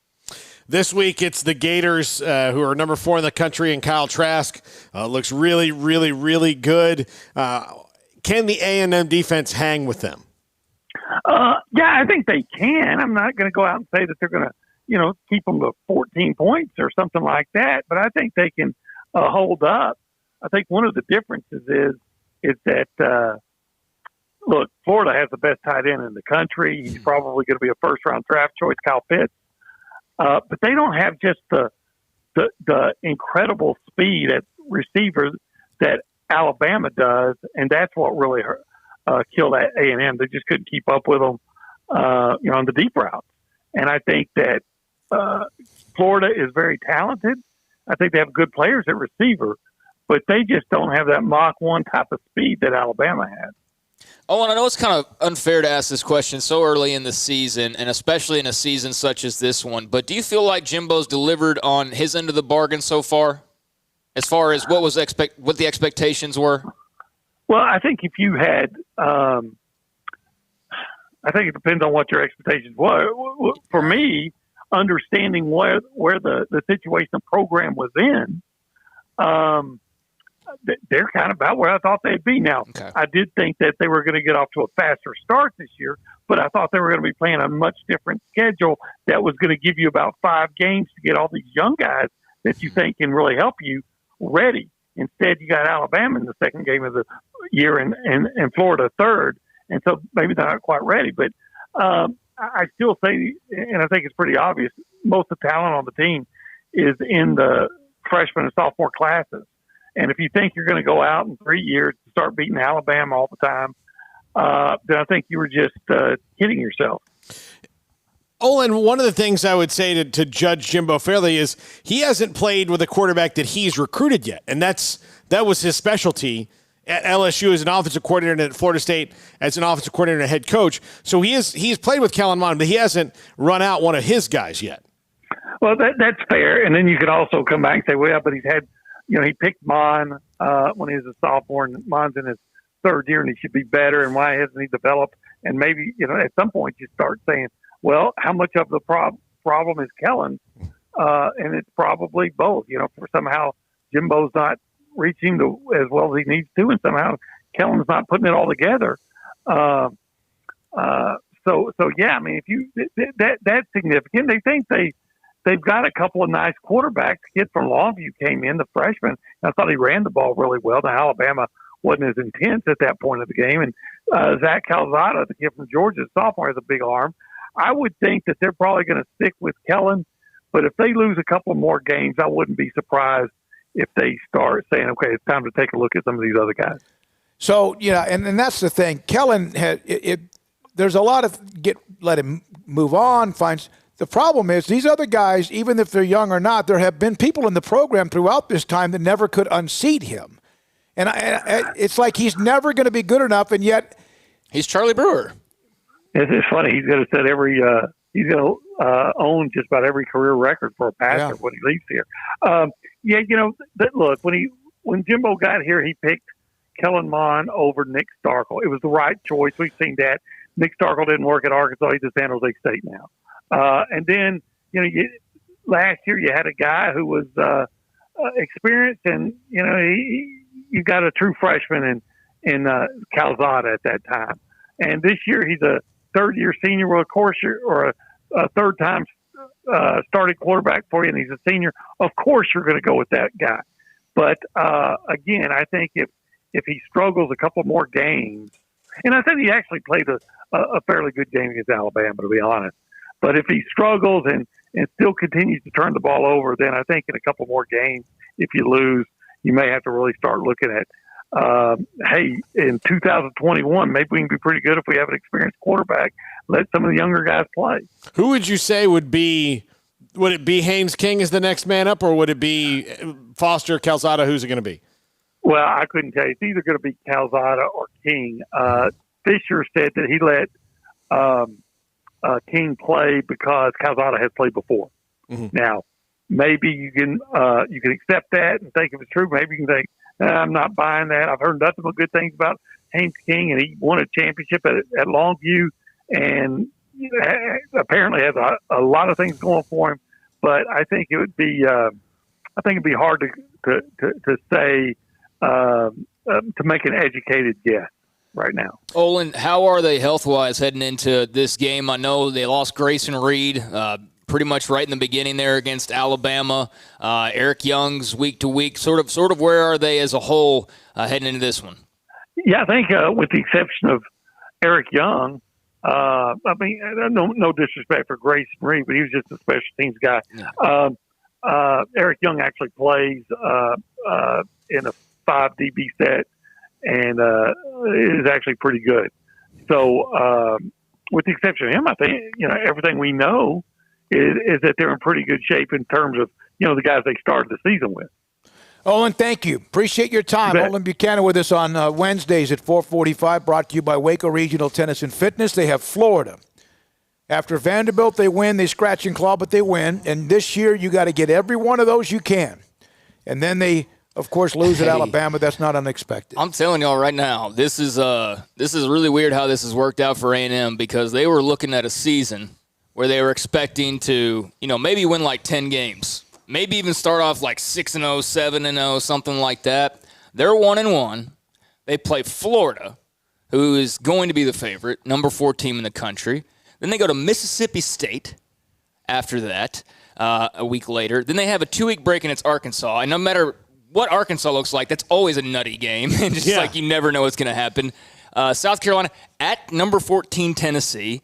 Ole Miss, number 17 LSU, and number 13. They got 4 ranked opponents left. Now, that'll obviously change, but man alive, they're looking at what would have been a 10-win season based on the schedule that they had, potentially, to like, hey, we finished 500 in this thing? Because, honestly, man. Well, and everybody knew the Gators were going to be better. I mean, I don't know if people thought this much better on offense. How much does that hurt you to say, by the way? It's hard. It's hard. It always does. But, man, they're good. Look, part of me is a little disappointed that, look, the Hurricanes are good again. And, we could get the 90s back where all those games were good. But, man, well, somebody's not pulling their weight. But the Gators are really good. Kyle Trask is fantastic. Man. He's perfect for Dan Mullen. Best quarterback since Tebow there. Yeah, absolutely. I mean, it's not even close. No. It's not. And they had 2 guys go to the NFL after they transferred from Florida in Jacoby Brissett and Jeff Driscoll, who played better elsewhere. So it's Dan Mullen, right? Yeah, that's Dan Mullen. He settled everything Dax down guy. for them. Yeah. He has settled everything down. He has, and man, they were. I mean, Paul knows very well. Most people who watch college football, that Florida offense for so many years was just the most difficult thing to watch. I mean, they just won games on defense, pure and simple. For years, they just won games on defense. Their offense was so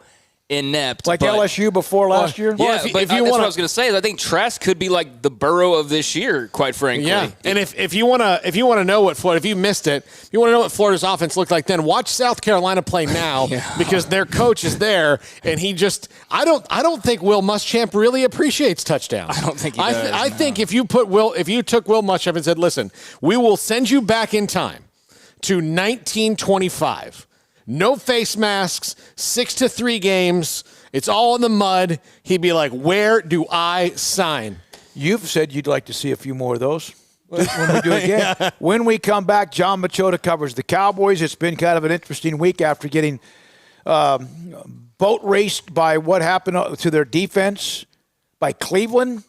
I cannot believe the Browns, like that was my whole thing going into last week. Like, they're not going to lose to Cleveland like that. And they not only lost, they got beat up. Yeah, I haven't been paying enough attention because they kept on always, always having a setback. But they've got some weapons, no doubt about it. And that was the good Odell. That was the dangerous Odell. He was fully engaged in that game, and they got him engaged in early on. When we come back, John Machota on the Cowboys week. Also at 5:30 today, Football Bob. We'll break down not so much what happened to Kansas, God, I keep saying that to West Virginia, but what to do about it. Sikkim 365 Radio. Riverbend Liquor and Wine. I just popped onto their website real quick to kind of check out some of the things that they had, just to maybe bring you something new.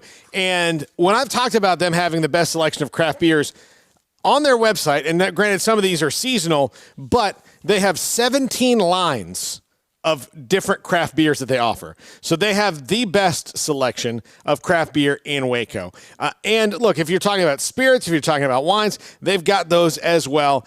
And they can help you pair it with the right thing. They can help you with a gift. They've got, Sauvignon Blanc, Moscato, Chardonnay. Whatever. It's wine. They've got it. And they have the people who know what you need to get, when you need to get it. And they've got their great convenient drive-through window. You just drive up, you tell them what you want, they'll go get it for you, give them your money, and you're on your way. Chapman's Riverbend Liquor and Wine, Lakeshore Drive and North 19th Street in Waco. Find out more on Facebook and Instagram.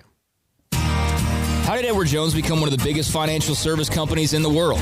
By not acting that way. Financial strategies, one-on-one advice, it's a big difference. And that's why Brad Wilson, your Edward Jones financial advisor, makes sense of investing. Experience the difference for yourself. Brad Wilson, 250 Sharon Drive in Woodway, 254-776-4337.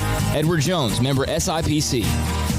Employee pricing is back at Allen Samuels, exclusively on the king of minivans, the new 2020 Chrysler Pacifica. Get employee pricing plus financing as low as 0% or employee pricing and up to $4,250 in cash. You get Pacifica loaded up with style, comfort, and options all in one gorgeous minivan. Employee pricing with special financing or cash. Choices are always great at your friend in the car business, Allen Samuels.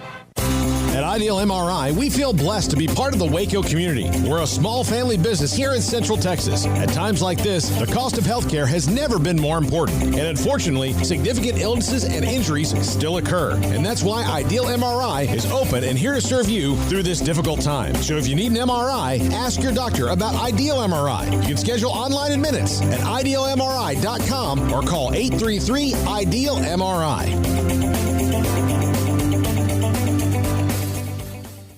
Did you know that 1 out of every 4 men have symptomatic low levels of testosterone and don't even know it? And if you think you're too young to worry about it, guess again. Low T levels can make you feel tired and grumpy, cause weight gain, and wreak havoc on your sexual desire and performance. Petty Clinic Low T can set up same-day blood screening and results, so if you're tired of being tired, I challenge you to man up and Google search Low T Waco or go online, pettycliniclowt.com. It's a private clinic with an atmosphere catering to men.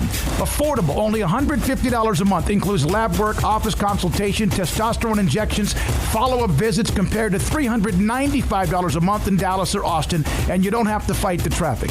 Petty Clinic Low T is board-certified physician consultations, will provide the best form of brand-strength testosterone available. Contact Petty Clinic Low T today, just off Highway 84 and Old Hewitt Drive in Woodway. Petty Clinic Low T, helping men become the high-performance men they deserve to be. PettyClinicLowT.com or Google search Low T Waco. Texas Board Certified Personal Injury Trial Lawyer and Baylor alum David Willis and Baylor alum Parker Willis are ready to help if you or a loved one has been wrongfully injured in an auto accident, SUV rollover, industrial accident, 18-wheeler crash, or were seriously injured by a defective product or recalled drug. Call them for a confidential and free case consultation at 1-800-GOT-HURT or visit them at TexasTrialLawyer.com, Principal Office in Houston, Texas. Texas Farm Bureau Insurance has protected fellow Texans with auto, home, health, and life insurance since 1952. With more than 260,000 square miles of land and 27 million people, that's a lot to cover. Whether you're wrangling cattle or wrangling kids, we're proud to protect Texans in all Texan ways of life. Stop by and see our agents at one of our 3 McLennan County locations. Coverage and discounts are subject to qualifications and policy terms and may vary by situation. Welcome back to Sikkim 365 Radio. It's time for our weekly segment with John Machota of The Athletic, brought to you by Pioneer Steel and Pipe, where customer service is their main focus, and best in metal, steel, and pipe for large or small projects, with 2 locations in Waco and Bryan. Family owned and operated since 1943. Mayfield on a fake, flip to Beckham, and he gets away. Now Beckham has room to run. Odell Beckham cuts back. Odell Beckham Jr. all the way. Touchdown, Cleveland. The 5 o'clock hour is sponsored by Edward Jones Investments, with financial advisor Brad Wilson. Investing his time and experience back to you and your money during today's changing times. Edward Jones, making sense of investing. Here's David Smoke, Paul Catalina, and Craig Smoke. Cowboys were somewhat embarrassed on Sunday by Cleveland. It depends on who you ask. Of course, the turnovers continue to haunt them, and the defense can't stop anything. It's like a wet paper bag. And we heard the words soft, unacceptable. The players have been kind of barking at people on Twitter. Mike McCarthy, said that, we got to figure this out. Or Ezekiel Elliott said that. John Machota joins us right in the middle of it, theathletic.com. Are they all trying to pump each other up? Does that work? Is this this is win-win for the Gipper? What's going on this week, John? Opinion of what they saw on film or what they did Sunday on the field. Just like I don't think that they are on the same page on what they're actually doing when they're actually playing. There's a lot of people that know a lot more about football than I do that have questioned the effort that defense played with. And this is even in points in that game where it was still a game. It wasn't like it was already out of hand. What did you expect? Like there were plenty of times and none bigger than on that reverse Odell Beckham. That was really, the final, knockout punch there. And the one takeaway I will have from that is that I don't remember the defense ever playing like that in the past, since I've covered teams. And, it's not like there was ever a time in the last decade where you really thought the defense was just loaded with talent. It's pretty much been the offense has been dominated with talent, and that's just how the team was constructed. But on defense, at least they always played hard and played with great effort. And when you really didn't see that on some plays last Sunday, that's the one that really made you scratch your head. Now they get the Giants this week, who they should definitely beat them. But if they lose that game on top of this, I mean, I feel like we've seen as bad as it can get, but maybe it could get even worse. Yeah. Yeah, John, I think Tank Lawrence's stress level, he just hasn't gotten to talk to you face to face this whole time. Yeah, no, I miss those interactions, because I can tell you after the game, that was like old Tank there, and he's taken it probably as bad as anyone on that defense, next to maybe Jalen Smith, because he's the guy that got paid. And so when you get paid and you're not delivering the sack numbers that people are expecting, you can play hard and you can be really good in other areas of the game. You're going to get a lot of criticism, and obviously he did. And I always have looked at him as like kind of the vocal leader on that side of the ball, and that was the case after the game, saying that they were soft, and on multiple occasions, including with an expletive before that. And it was interesting this week. On Monday we got to talk to Mike Nolan and then Mike McCarthy, and neither of them wanted to agree with that because they don't want to sit there and say that they're calling their defense soft. That wouldn't be good coming from the coaching staff. But it was interesting to hear Lawrence talk like that after the game because it's just very clear, like I said, that defense, no one expected them to be one of the best defenses in the league, but they were expected to be at least maybe middle of the pack, and they're looking like maybe the worst defense in the league. John, I saw where Zeke was talking about, the fumbles and trying to correct that. What did he have to say? I only saw a line about it, but what did he say as far as addressing the fumbles? I mean, he said basically the only thing that you can say, and that's really that, he takes accountability for it and that it just can't happen anymore. I mean, he's looked at it and feels that he is one of the leaders on the team and to be contributing to the problem. I mean, me personally, I think the defense is the biggest problem. There's others that'll tell you that, the offense not being able to take care of the ball is just as troubling. I don't think it's great, but I don't think it's on level of how bad the defense played. But it doesn't help when your offense is turning the ball over like that. But at the same time, I kind of look at it as, okay, so does the offense have to play absolutely flawless all game long just to have a chance to win the game? I mean, that shouldn't be the case either. Of course, a talented player like Ezekiel, I think he's got 3 fumbles now this year. I mean, that's just way too many. And it's one of those things where, like you said today, I mean, it's not like I'm the only one that gets to see that. That's every team that watches them on film gets to see all those fumbles. And so it's not like it's one of those things where, well, I just had a bad stretch. He knows going into all these games going forward that players are going to be looking to try and strip him of the ball, even more so than any time in the past because it's on tape that he has been careless with the ball, and something that really hasn't been a problem with him in the past. So here's something that when I watch them play, and Paul and I will have a text going back and forth, I watch them one after another, these 10, 12, 13, 16, 9-yard plays on offense. And obviously we know the defense has given up even worse. But you have Ezekiel Elliott. And yes, I know the offensive line's kind of in disarray right now. You have a guy that you're paying a ton of money to, and yet wouldn't running the ball more effectively allow them to keep the defense off the field? But it seems like they're better on offense when it's all hair on fire. Right. And that's typically the way I feel about it, too. And I know that there's plenty of people on social media that argue that that's the old way of thinking with football, that you can possess the ball and eat up a lot of clock with long drives as long as you're completing those passes and taking care of the ball. I get that, and I do think that is a team strength. But I do lean more on, because of how poor the defense is, you do have to run the ball more. But then when I make that argument, people can come right back and say, well, yeah, I agree with you, except for the fact of when you run the ball, the reason why you do that is because even on short gains or no gain, you're at least running the clock, and you're eliminating the chances of turning the ball over like you can throwing interceptions. The problem is that Ezekiel Elliott uncharacteristically fumbled as much as he had. So then you can make the argument, well, I don't know, the running game's working. I mean, to me, the play he fumbled on Sunday, that was the best run he's had this season.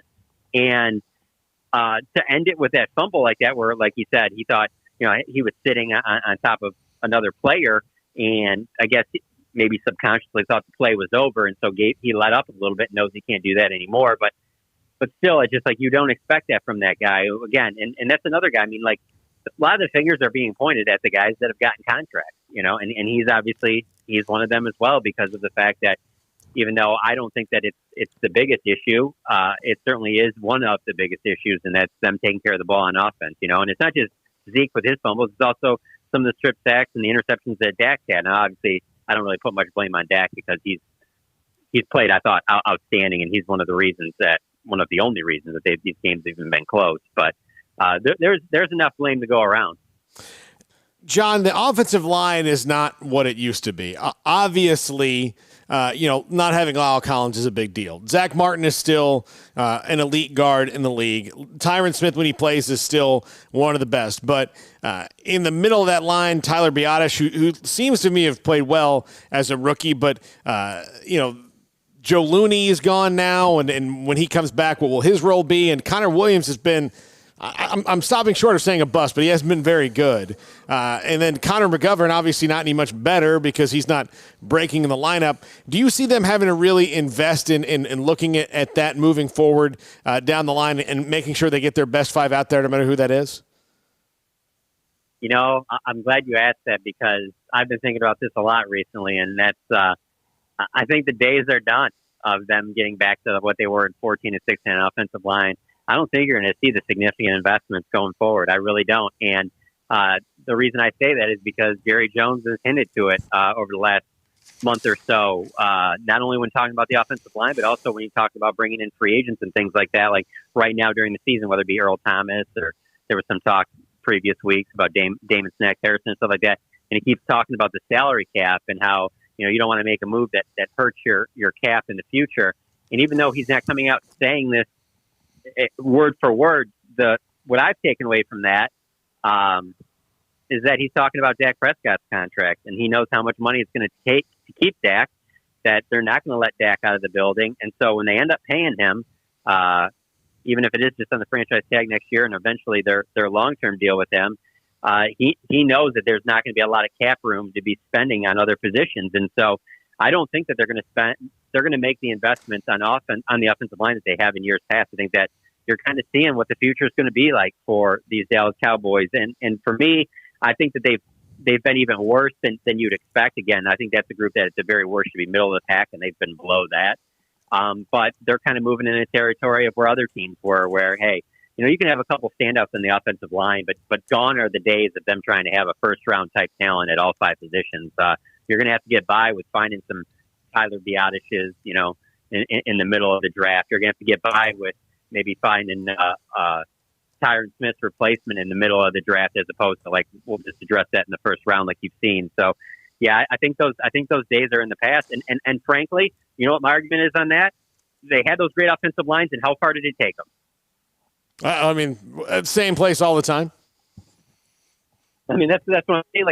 I was talking to a friend the other day, and he was like, if you were building a team right now, would you build it if you had to pick between offensive line or defensive line? I said I'd build it on the defensive line because I cover the Dallas Cowboys, and they've been spending significantly on the offensive line for pretty much since I started covering the team. That goes back to when Tyron was Jason Garrett's first draft pick.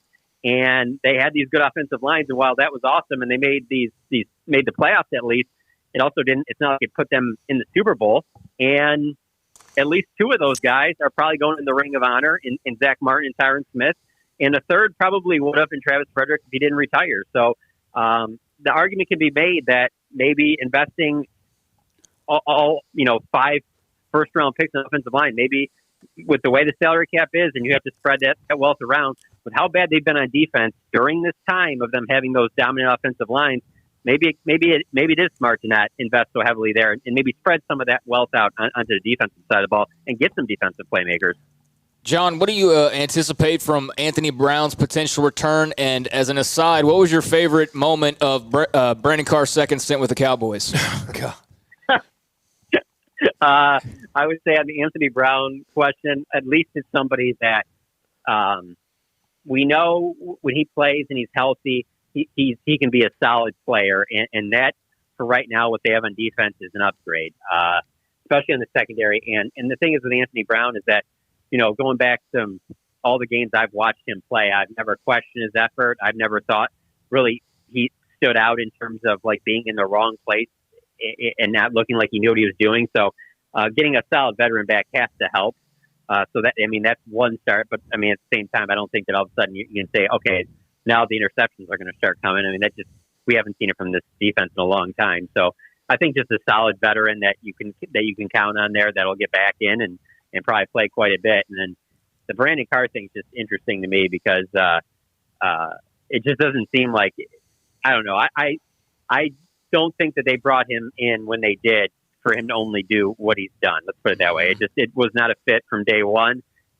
And it's interesting to me because they didn't really have to spend much on him.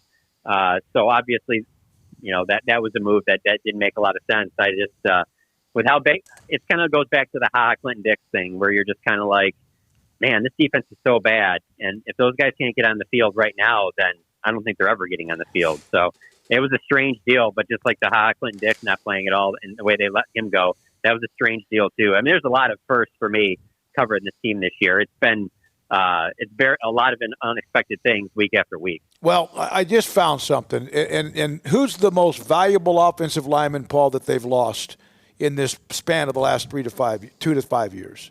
Well, probably Ronald Leary. I mean, the one who's gone. No, but Travis Frederick, everyone would say it was Doug Free. Doug Free? Well, because he wasn't. They were really good when he was. I mean, I know he cost them a lot of money. He was the guy that everyone wanted to pick on, but they were probably at their best when he was the right tackle. I know Lyle Collins was like a guard at the time, right? Mm-hmm. You look at this. These guys aren't old. I know in football terms, Tyron Smith might be 35 now, but 29. Frederick was 29. Zach Martin was 29. They did this all in rapid fire. Lyle Collins is 27. Cooper, North Carolina, was a top pick by Arizona. Yeah. And then Connor Williams, a second-round pick. This is just kind of, in some ways, bad luck. They had an offensive line that could have been, like, there forever, and they set them up that way. Some of them broke down. Yeah, no, I completely agree. And there's going to be injuries, obviously, on the offensive line. I mean, but the problem is that you need those guys to be healthy because the ones that have the most success on the offensive line are really the teams that are able to keep the same 4 or 5 guys together for the majority of the season. And there's that continuity there. And obviously, if you've watched any of the Cowboys, just these first 4 games, there has been no continuity on that offensive line. I mean, Zach Martin's had to move from right guard to right tackle at times. You're working out undrafted rookie free agents at your other tackle spots in Knight and Steele. I mean, it is interesting though that you bring up Free because obviously he wasn't a first round pick. Ron Leary, a guy undrafted rookie free agent. Like that's what I'm saying. I'm not saying that they'll never draft another first round offensive lineman. That'll probably happen. I don't see them going and drafting where we see 3 straight drafts of an offensive lineman going in the first round by the Dallas Cowboys. I think those days have passed. It appeared as if they had 10 years set up with that offensive line. Then you had John. It appears you a lot got of lucky ways. with Dak because of the money. Yeah. John, what do you think the reaction will be if a Jason Garrett offense roasts this Cowboys defense? Oh dear God! So bad. No, that I think would be rock bottom. And the reason why I say it is because it's not just the fact that the Giants have been bad for a while. But it's also that they don't have Saquon Barkley. And so you look at that offense and you're just like, where is this offense going to score points on anybody? And then the other part of it is just really the Jason Garrett. I mean, that's one of the biggest reasons he's gone is because people thought everything got stale and boring, which it did. And they needed a kind of, a little rejuvenation. And to see him come in there. And the other thing what the other part that would hurt too is this would be on back-to-back weeks that you would lose to teams that are in the same situation as you, and that's with a fresh coaching staff. Because up until last week, you could say, well, they didn't have the typical off season, that you'd normally get because of COVID, and they didn't get that extra time, and there are no preseason games. Well, when Kevin Stefanski's crew comes in there and blows you out, that's not a good sign. And then if you let Joe Judge and Jason Garrett and that new staff, Mark Colombo, guys that were just in the building, you let them come in there and beat you with a team that just looks awful on paper. I think it'd be pretty safe to say that would be rock bottom. Yeah, it would not be good. And Jerry wouldn't have to worry about if he's going to let 20, 25,000 fans into the stadium because he might not even get 20 or 25,000 that even want to come to the game. Yeah, you're right. It would be a disaster. The Giants are pathetic. The Jets are worse than the Giants. And then that division is so winnable. And yet, golly. Hey, John, as always, thanks for your time and insight. Great stuff with theathletic.com. Covers the Cowboys. John Machota with us on Wednesdays at 5 o'clock. We'll come up in a minute. We hear from Football Bob, Gary Comer, by the way, a former coach who breaks down games that comes out Monday and has, stacks of information, almost like every part of the game. He's going to tell us what he saw that can be fixed or not. And we probably need to give an Astros update Go ahead. We get back. Okay, I'll go ahead and give one right now. Astros were up, but now 7-7. A's came back to tie it up. Houston, of course, leads this series 2-0, but Oakland just got out of the inning, so heading to the 8th, 7-7, A's and Astros. They hit a home run into the right corner, but right field, and the Astros outfielder was right there, and I think the ball in the glove may have got caught up with one of those not like there's this kind of a board, but it moved quite a bit. He didn't make the catch. 7-7, they go to the 8th. A's and Athletics and Astros, and the Astros trying to close out that series. This is Sikkim 365 Radio. With so many companies and policies out there, it gets so confusing shopping for insurance, and I never know if I'm getting the policy that's right for me. Luckily, I met the team at the Niche Group Insurance Agency. With the Niche Group, you can go to one company and get access to coverage options from many insurance carriers, and you get to speak to a real person about your specific coverage needs. With the Niche Group, I know I'm getting the right coverage at the right price. If you need insurance, talk to the experts at the Niche Group at 1-800-258-8302. Boots add protection. Good boots help you climb better and move forward faster. And when your son or daughter steps into the boots of a U.S. Army officer, they also learn how to lead. In these boots, they'll gain more confidence with expert training in one of more than 150 occupational specialties. In these boots, they'll stand a little taller and lead a team with diverse backgrounds and areas of expertise to successfully accomplish whatever challenge comes next.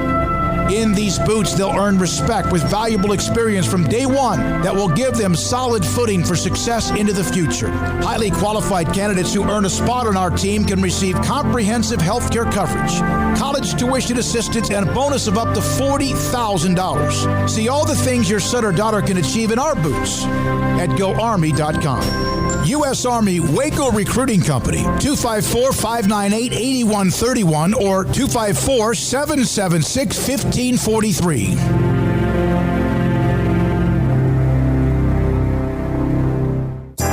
Riverbend Liquor and Wine has their easy-to-access drive-thru open and convenient and clean in-store location on the corner of Lakeshore Drive and North 19th Street in Waco. Riverbend Liquor has the best and most extensive variety of craft beer selections in Waco, and Balcones whiskey, including single malt, pot still, baby blue, rye, brimstone, and the all-new lineage in stock. Riverbend Liquor and Wine, family-owned and operated, and a hidden gem in Waco on Lakeshore Drive and 19th Street. And find out more on Facebook and Instagram.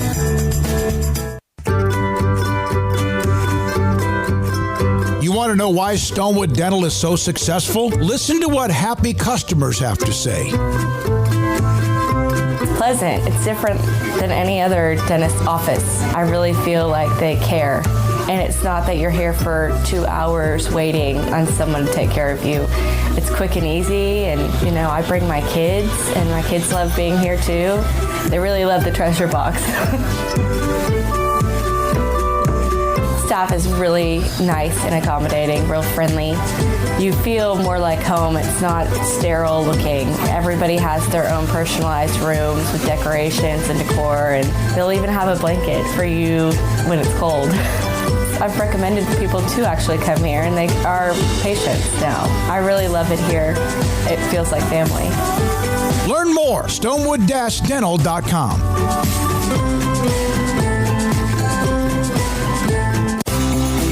Ideal MRI is a small family business right here in Central Texas. We're open to support you while lowering the cost of healthcare bills.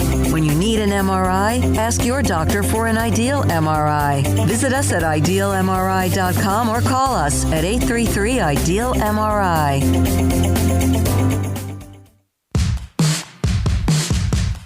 Welcome back to Sikkim 365 Radio.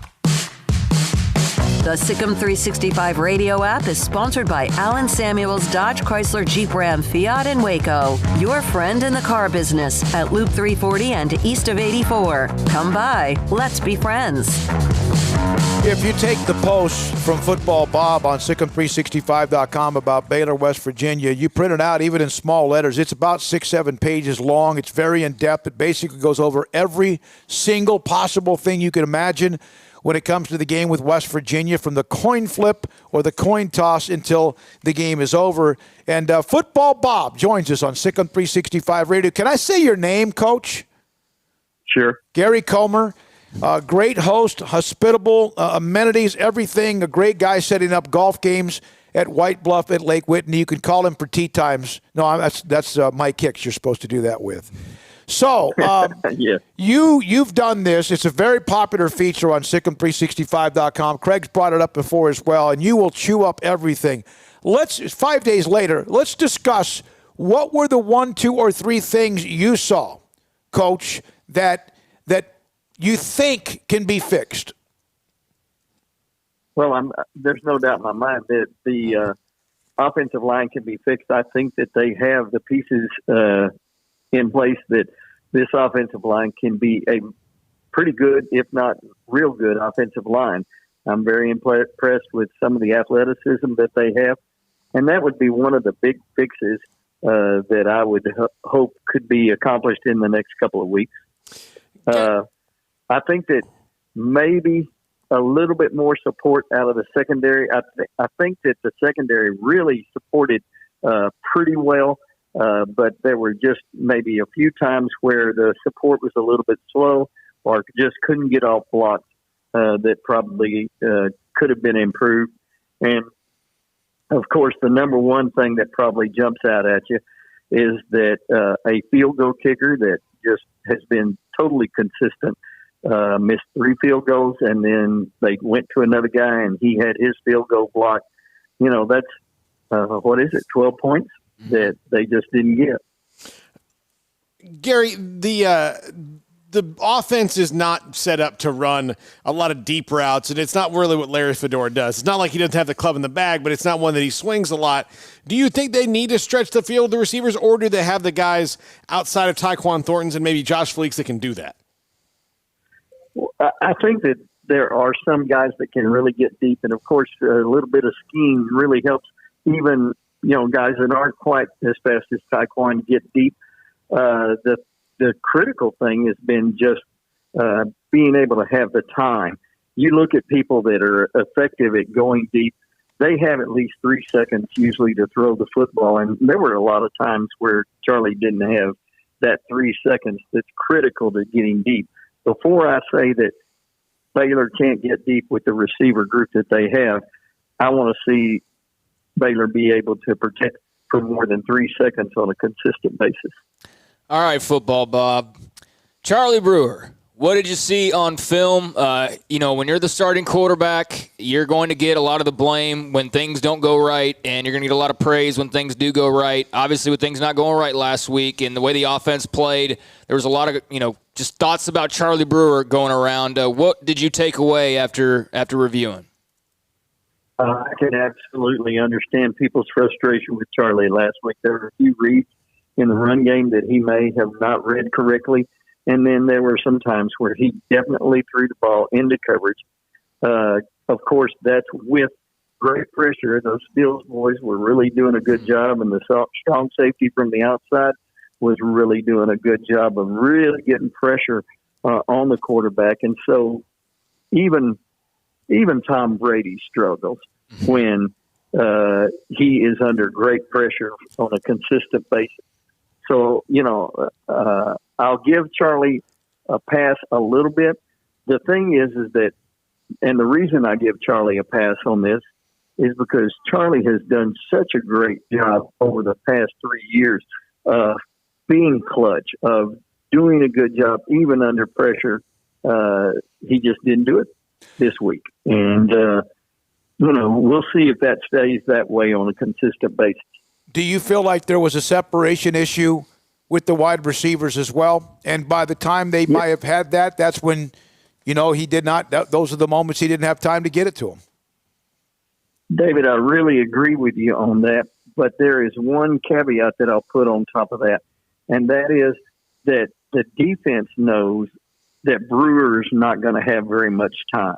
And because the defense knows that Brewer's not going to have very much time, the coverage is tighter, and they are breaking on the first break because they know that it's very difficult for a receiver to have a second break coming off their first break when Charlie doesn't have that much time. Okay. Yeah, you can play a little bit differently than that. You're worried about having to cover somebody. We're talking to Football Bob 05 on Sikkim 365 Radio. The defense. The defense has changed schemes, and I know it's not too terribly different than last year, but it still seems to be almost equally effective. Do you think there are deficiencies in the defense that worry you, though?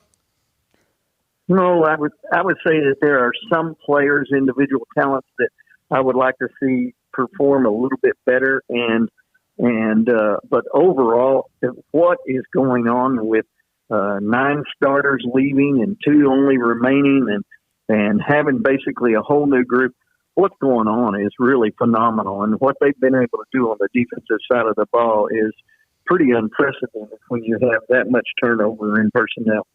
How surprised were you by the way the D-line, or I guess first I kind of need to know the way you thought about the D-line, but how surprised were you if it was a positive considering how many guys were not even available last week? Oh, 2 weeks ago, I was just blown away with the way the defensive line played. Now, last week, there were some times where the defensive line struggled a little bit, but doggone it, with all those guys that were out, to be able to do a job like they did with young and experienced players that haven't been in the program very long, players that haven't had that weight program that's real beneficial.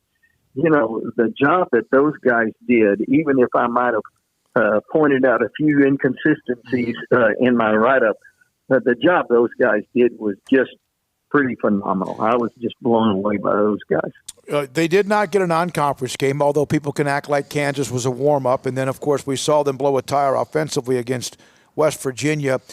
Phil Bennett was on with us on Monday, and he said that they need to play games. And yet, isn't this the perfect time to have the extra week off before you play Oklahoma State to try to iron out some of those issues with snaps, cohesiveness?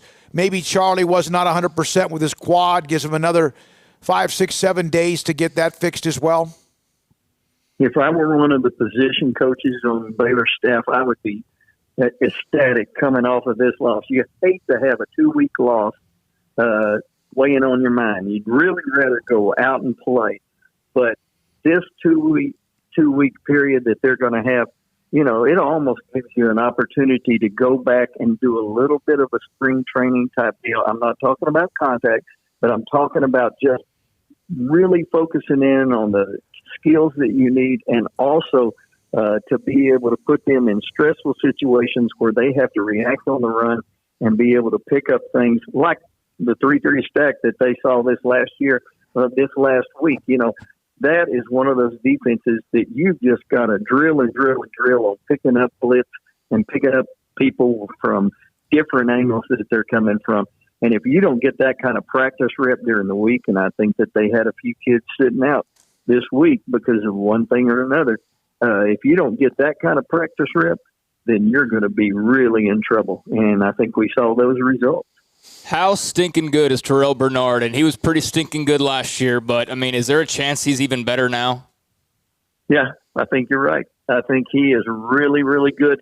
I thought, okay, he's moving back to the wheel. He's going to not be quite as impactful. Goodness gracious, when he pulls the trigger on a blitz, that quarterback probably has 1 second to figure that out. That guy goes from 0 to 60 faster than any linebacker I've ever seen.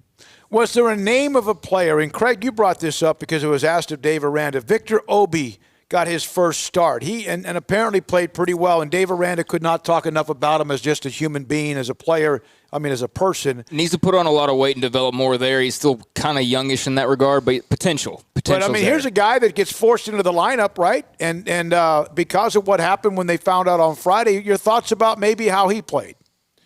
Oh, there were 2 players that were exactly like that. Victor Obi was one of those guys, and, of course, the guy he's playing behind is a really talented young man. And the other one is, and I forgot his name. His first name is Troy, and he's number 46, and he plays on the outside linebacker position as well. Both of those kids just did a great job this week, considering the fact that they're not as strong as the people that are around them, and they aren't even close to as experienced as the people around them. I was just really, really impressed with those 2 guys. Yeah, and then Braden Utley is another one of those guys that prior to this year had not gotten a lot of playing time, and that kid is playing well. He is, and he's not even a scholarship guy, which is pretty incredible. And the player you were thinking of was Tony Yanwu, who's just a true freshman, so he's got a long way to go. And, even better is, how valuable, and this will be the case across the board, of course, in the entire country, but how valuable are these reps? You get a redshirt year without even redshirting. Well, I'm going to tell you that the NCAA takes a bunch of criticism for a lot of things. But the fact that they awarded these guys an extra year of eligibility based upon the idea that they didn't even know how many games these kids were going to get a chance to play. They didn't know if individual kids were going to have to be sitting out a lot, and to lose a year of eligibility in an iffy situation like this, that wasn't right. And so I think the NCAA did a great job. And then these kids now can play all year long as much as they have earned the right to play, and it won't affect them as far as eligibility at all. It's just terrific. Gary, did you learn your lesson on extending the time on the DVR when you've got to leave the house? Yes, I did. Oh my gosh, I've got to put it down for an hour and a half or 2 hours of extra. Yeah, you got to do that extended time. I think you could extend it for at least an hour. Yeah, I've done with the Big 12. That game was not a high-scoring game, but back in the day, I would leave to go cover a game, and I'd go to record Baylor against whoever. And if I didn't extend it an hour, I'd miss the entire fourth Also, quarter. when you have officiating conventions, every damn. A false start seems to take 3 minutes. Yeah, Gary, I don't know. You coach, you know this. Look, if a guy's offsides, he's offsides. I'm just going to yell to the white hat, 75. Yeah. We're at the 19 now. We're at the 14. Go. Yeah, it's just. In fact, I think they have a walkie-talkie system where the back judge didn't even have to come down and see the white hat guy. He can just say 27 was defensive pass interference, and bam, there it is. I don't know why they were doing all that conference. It takes forever. Gary, don't let this affect your golf game. Doing all these things, you have an off week, so you get to do whatever you want. Thank you very much, Coach. Great. By the way, Craig went to what is now Legacy, which used to be Robert E. Lee, and Coach Comer had an opportunity to take that job. Oh, okay. And I just want to throw that out there. A long time ago. Yeah, I know, but you were successful with what you did. Thanks for your time, and we hope to make this a weekly segment if that's good with you. Hey, that'll be great with me. I enjoyed it. Gary Comer, Football 05 Bob on Sikkim 365. I went back to the post. I went and looked at it when you told me. And when you told me about it, I remember I was on my phone, so I kind of did a quick perusal. I'm like, I'll get to this later. No. And then when I went back to it before the segment started, and I was like, hello. No, it's great. Yeah, no, it's – I mean, again, people ask, how can we support you? Of course, advertising, things like that. But the biggest, most easy way for you to support, if you can, is to join the premium section of Sikkim365.com and get even more bells and whistles. And some of the things that you get, for example, right near the top of the list is Football Bob's, if not at the top of the list, is Football Bob's recaps, because they are thorough, they are lengthy in a good way, they're informative, and you feel better about things coming out of it, because even if it's bad, he'll explain why and how it can get better. It's lengthy. Yeah, but I like that actually. But it's not run on. Right. It's not just he's not just sitting there prattling on about this and this and this. He gives you quick, concise points with details that go on. Victor Obi made his first start. Josh Landry had some trouble in one-on-ones. Boom, boom, boom, boom, and boom. Then you look at this. The first half, Baylor defense, despite the fact I think the game was tied at halftime, had 3 takeaways, 2 sacks, 5 tackles for losses.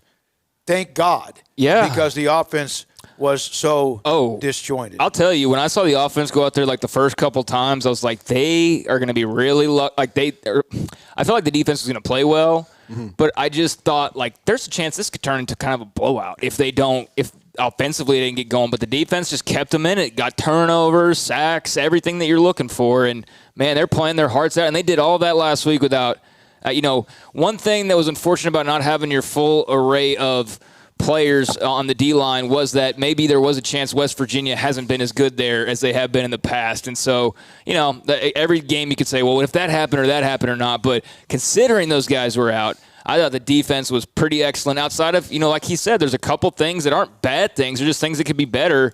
And, man, it's definitely one of many reasons why to sign up for the website. 9-7 Athletics. Yeah. 9-7. I saw Landry Locker, who was on our show a couple weeks ago, put up the tweet, and I think he did. This is his fault. He put 9 more outs, 9 more outs, 9 more outs. Put up the bats. You cannot count outs. They scored 3 runs in the 7th. They just put up 2 in the 9th, and they're not done yet. I promise you, the saddest that any of us have ever been because of our favorite baseball team is because at some point we went just another out. Yeah, or just one more. Well, I did when there was actually 1 out remaining, and that went awry. Don't say it.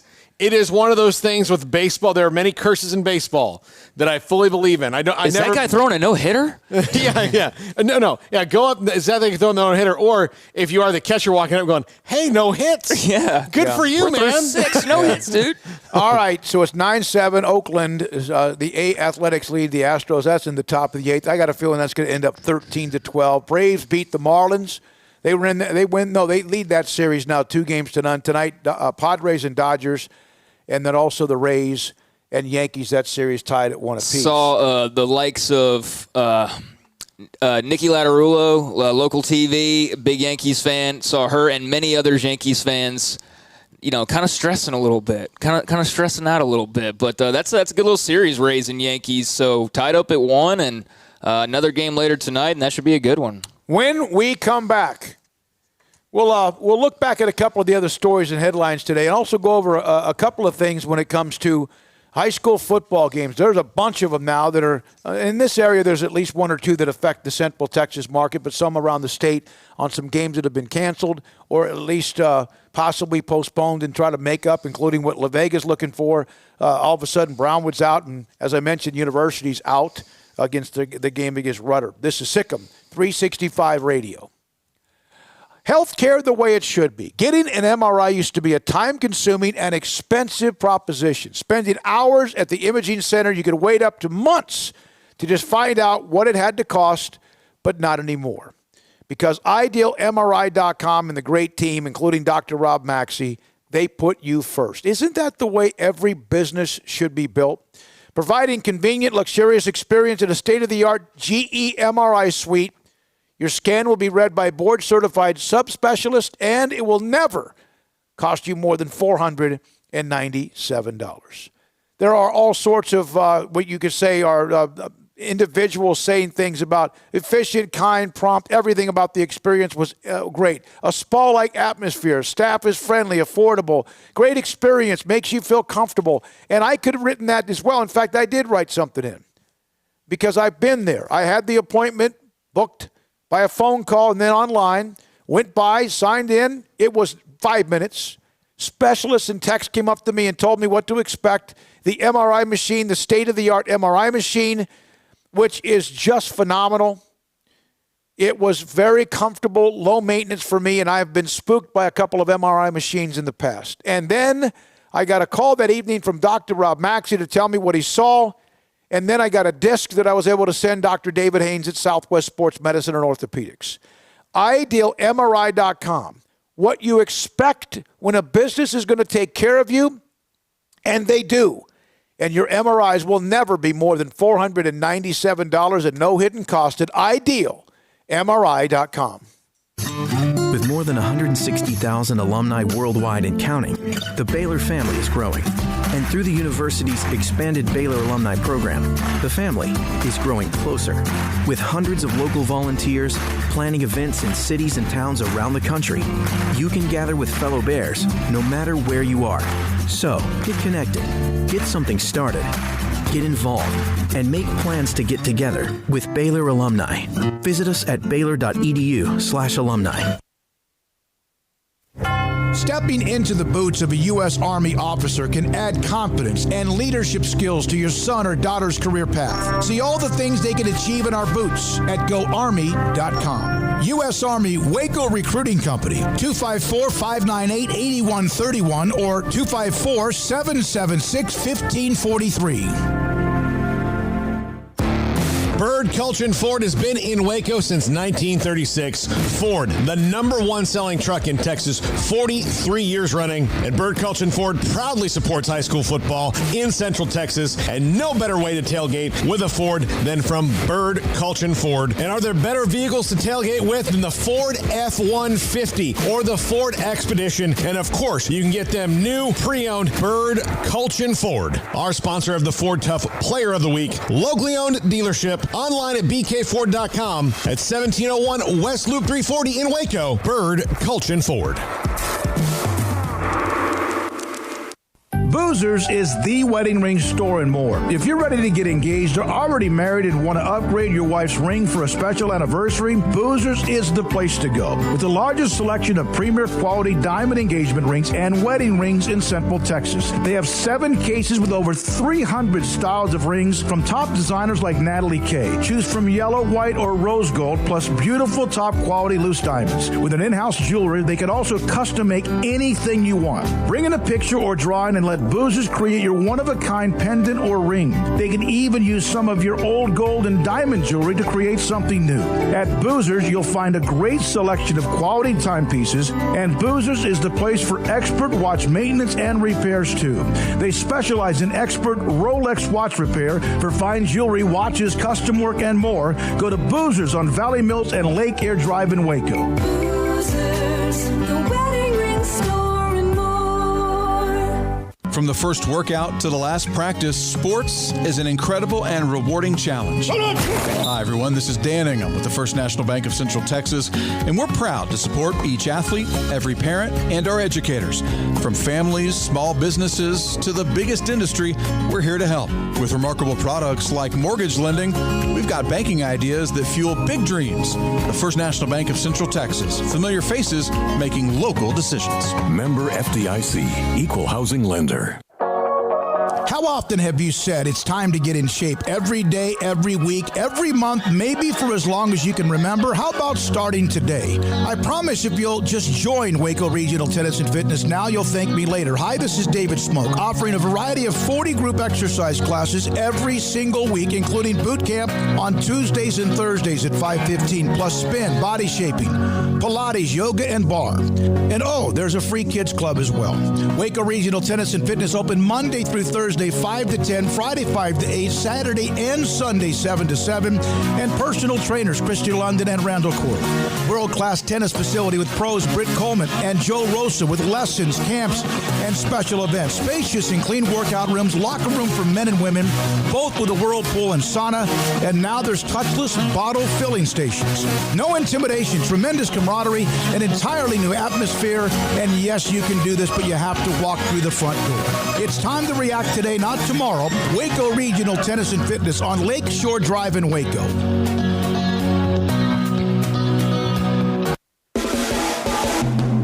Welcome back to Sikkim 365 Radio. The Sikkim 365 Radio Live Guest VIP Hotline is sponsored by Stonewood Dental. We are all in this together. We're going through a technological thing here that Cole Barber set me up with a new email, another one, as if I don't have enough for Sikkim 365, and we almost right at the point, the precipice of yes. Okay, the email is set up if you just went through Gmail, but you are very adherent to. He loves Outlook. Outlook, which there's a reason. What are you laughing at? It's just the worst. Possibly the worst mail app there is. Outlook. But see, everything on the left side is perfect. It's in order. It's got files. You don't get files on. You can't get files here. You absolutely can. You absolutely can. You have to explore the depths of the Gmail app. It's pretty good. Yeah. But I'm going to, you know what? I will take somebody out to a nice dinner if they volunteer to help you with this stuff. Yeah, I'm definitely not doing Speaking it. of which, Phil Bennett, who's on with us Mondays, the golden shirt, my golden boy, right? I sent him, I don't know if he's got it yet, but I sent him a very nice gift card. I told you I talked to Gary Blair, and he gave me a restaurant in College Station that's like the elite of the elite across from the Hilton. I hope he gets that sometime. I want to see his reaction to that. We'll have some other former Baylor players, of course, as the week goes on. Tomorrow, Thursday, Friday. Then we'll be at Mac People Stadium Friday for Conley and Salado. We'll have our pick'em tomorrow. All the various guests that we have. We got issues now with Jennifer Smoke. She 2-2, lost because the person had Aaron Rodgers. They had Travis Kelce too, but Aaron Rodgers had 4 touchdowns in the first half. She scored 130-something points, right? But she lost. Yeah. And then one of the girls that beat her is her first win, and she kind of said, now that, is it okay? Let me know. I'll be a part of the guest host with you with Papa Smoke. Yeah. It's like the Jets talking trash after winning their first game. Yeah. So Jennifer has actually invited, she said, hey, can we get the others on? Mm-hmm. Well, I was thinking that might help both of you guys a little bit, right? No. No, it's that's really okay. That's all right. It's really fine. It's really okay. I mean, you don't think so? I think her you used segment's to ask me, why does enough. Jennifer not set you up with some of her friends? I mean, look, most of her friends are married now. Yeah. Like, Yeah, I know. The problem is that she let that go a long time ago. That and window now, closed. That window closed. She's been a maid of honor like 16 times. 17 at least. And look, I've been in a lot of weddings, and she's lapped me. Yeah, she has. But she wants to bring a couple of her girlfriends. They're on a weekend, kind of a together for sorority girls. I don't know how I feel about her suddenly having creative license on the show. Yeah, no, I don't know. It's next thing you know, she's already texted me about it. Yeah, she's gonna have like a Saturday show. She's gonna be on the fantasy could fill football an show. hour. I could put her on that. We could Skype her into the fantasy show tonight. So yeah. Yeah. Well, problem is she's vacationing right now. Well, so. see, I mean, She'll be it must by that be, time. It must be nice. By that time she'll be really fun. Yeah. Like she's always fun, but she'll be additionally fun. All right. Well, that you guys don't like that idea about her bringing in like Brittany or Tara At this very moment, no, not really. I think it sounds like great TV. You're talking about though. Like, if there was a time in my life I'd have been like, yes, absolutely. You know, of course, the one time I did meet Tara, this gigantic jacked dude walked in. I was like, all right, well, that's it. Hey, holster. It's not like I was just like, oh, this is my friend Tara. I was like, oh, hello, and and then this dude comes in like, hey, man. I was like, all right, The big good for show you. walked in. Yeah. Congratulations. No, I mean there's enough entertainment, I think, with Jen at the moment. I think we've got our allotment, but that's something to put in the back pocket and think about maybe a little bit further. I'm going to tell her yes. Okay, Of so that's course. good. We'll get into that. I'll tell her yes. Yeah, I'm trying to add Robert Tanyan to all my fantasy teams. Yeah. Oh yeah. You and everybody else in the world. Oh my Yeah. goodness. Let's see. Indiana State. Yeah, he's from Indiana State. Yep. Larry Bird's alma mater. Well, it's not. Would it be his alma mater? Did he graduate from Indiana State, Larry Bird? Yeah. Well, it's your alma mater if you. Yeah. All right. So he's on bye, and I need a tight end for this week, so it doesn't help me in this. Is league. he available? Get him though. Get him. Yeah. You So can get him? Yeah. That's one of those things. He may not catch another one the rest of the year, but he's caught like 4 or 5 touchdowns. Astros 9-7 now, bottom of the 8th. They're threatening though. They got men on second and third, and looks like it's just a couple a of outs. So yeah, I mean this has not been a great defensive or pitching game for either team clearly. But yeah, 9-7 Astros have men on second and third. I can't tell who's at the plate right Reddick, now. Josh Reddick. Yeah, it is Josh Reddick. You're right. Okay, so yep, he's up to the plate. These so we'll guys see. are throwing haymakers at each other, just like home runs, solo shots. Well, the ball's flying. At least, okay, I haven't watched every single pitch of this game or every home run that's been hit, but the couple that I've seen, like those things are just flying out of the park. If you saw every home run that was hit just today alone in the series, you would have nothing else to do. That's all they've done. Yeah, but I mean, this has been a competitive game. You know, the A's are fighting, scratching, and clawing, try to keep their season going. So, you know, it's been what you want out of playoff baseball for sure, as far as a close contest and two teams that are pretty good. All right. What do we have? Okay. Oh, okay. I see what you're saying. By the way, just to give you an idea for the weekend or the rest of the week, items of the week at Waco Custom Marketplace include boneless pork chops for $225 a pound. They have 20% off all New York strips. Fresh tuna steaks, $12.49 a pound. They have the fresh chicken drumsticks and chicken tenders on sale. How about this one? Chocolate cream pie for $14.50. Coconut meringue pie for $11.50. Pumpkin and pecan pie. It's that time of the year for $11.50 and $14.50. And, of course, you can get your steaks all custom cut the way you want them at Waco Custom Marketplace, 425 Lake Air Drive in Waco. 9-7, still Oakland, bottom of the 8th. The Astros trying to do some more damage here. What do you think about Dwayne Haskins getting benched? Yeah, that was a story. Yeah. Here's the problem I have with the story. I don't have a story with him being benched. 4 games into the season or not, he's the number 1 pick. Another pick the Redskins because that was a Daniel Snyder pick, right? Mm-hmm. Ron Rivera had Cam Newton for how many years? As his starting quarterback. Yeah. What is Cam Newton a black guy? Yes. Ron Rivera is also a minority. Mm-hmm. The first thing I saw trended on Twitter when Haskins got benched black quarterbacks. Are you serious? No, I'm not. I'm so dead glad serious. I didn't see that. I'm so glad I didn't see that. Have you seen Dwayne Haskins? They got out of the inning that's going to the ninth. Have you watched him? Yeah, he's I've struggling. seen him have 3 series, and part of it was that game with Philadelphia when the Eagles melted down in the opener. I know that it's foolish to think that racially that we are ever to the there of that everything's going to be fine. But when it comes to the NFL and black quarterbacks, I do think that bridge has finally been crossed to where there's no more judgment on there's no more of this he's a black quarterback, he can't throw, or he's a black quarterback, he can't do this. There was a time when there was stigma. none, which is ridiculous. James Harris and obviously others who broke the barrier. Keyword was. But there, I believe at least 25% of the starting quarterbacks, and maybe it should be 35. No, it should be whoever earns it. But 8 of the 32 quarterbacks who start,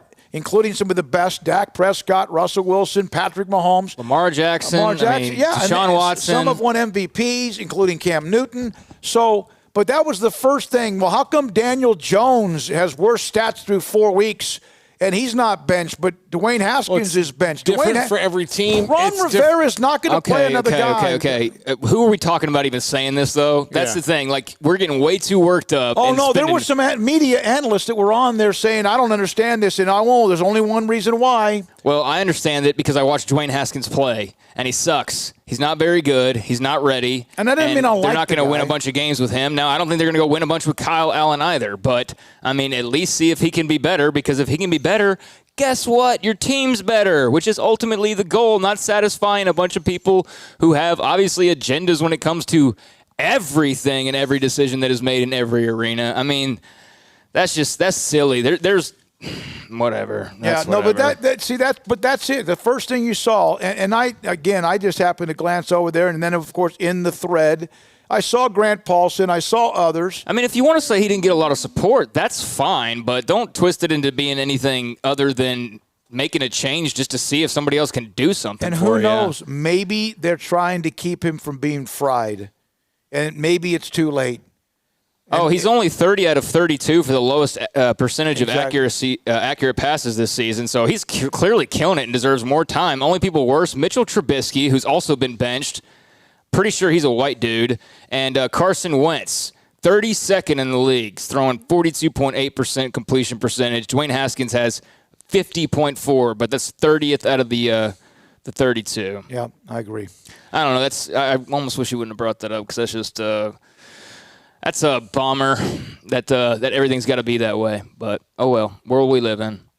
Armstrong, what did you learn, if anything, for God's sakes, other than me having Google or what is it called, Microsoft Outlook, that disappointed you? What else did you learn today? Anything? Today, I just found out that Larry Bird did play all 4 years, which is unheard of today.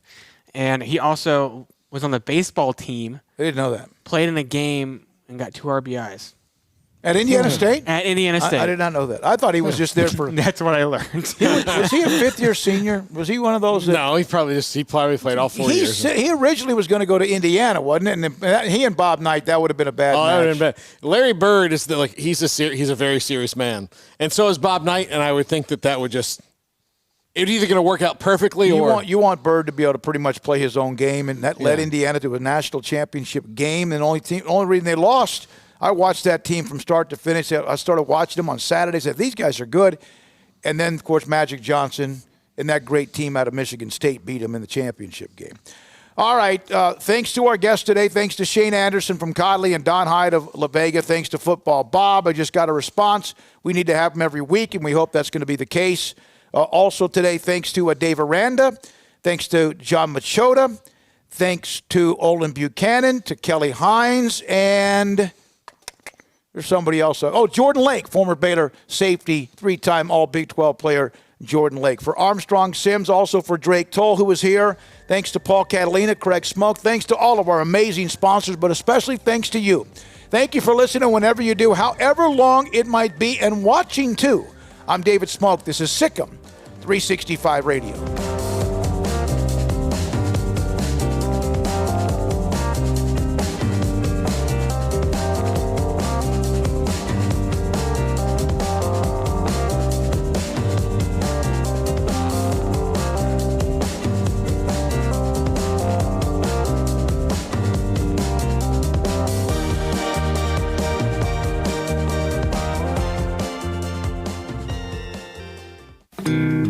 Waco, Brotherwell Brewing exists to serve the Central Texas community with locally crafted beer of the highest quality. They want to bring Central Texas closer to the brewing experience so everyone can enjoy well-made beer as much as they do. For 2.5 years, they've been bringing high-quality beer to Central Texas at their location on Bridge Street in East Waco. And this football season, you need to stop by on game day for curbside pickup or stop by their tent next to Sikkim 365 at Brazos Parking for your pregame refreshment. Brotherwell Brewing believes in community and bringing people together to enjoy products made in their community. So for your game day, whether it's a tailgate or at home, stop by Brotherwell Brewing for high-quality craft beer made right here in Central Texas, 400 East Bridge Street, and check them out online at brotherwell.com.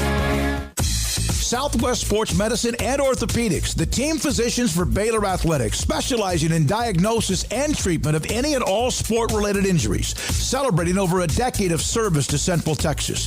They tackle all surgical and non-surgical problems that arise from an active lifestyle. Trust the doctors that Baylor trusts, and when injuries sideline you, don't wait for Monday. Join us at 8:30 on Saturday mornings for a post-game injury evaluation clinic. Southwest Sports Medicine and Orthopedics. We get you back in the game.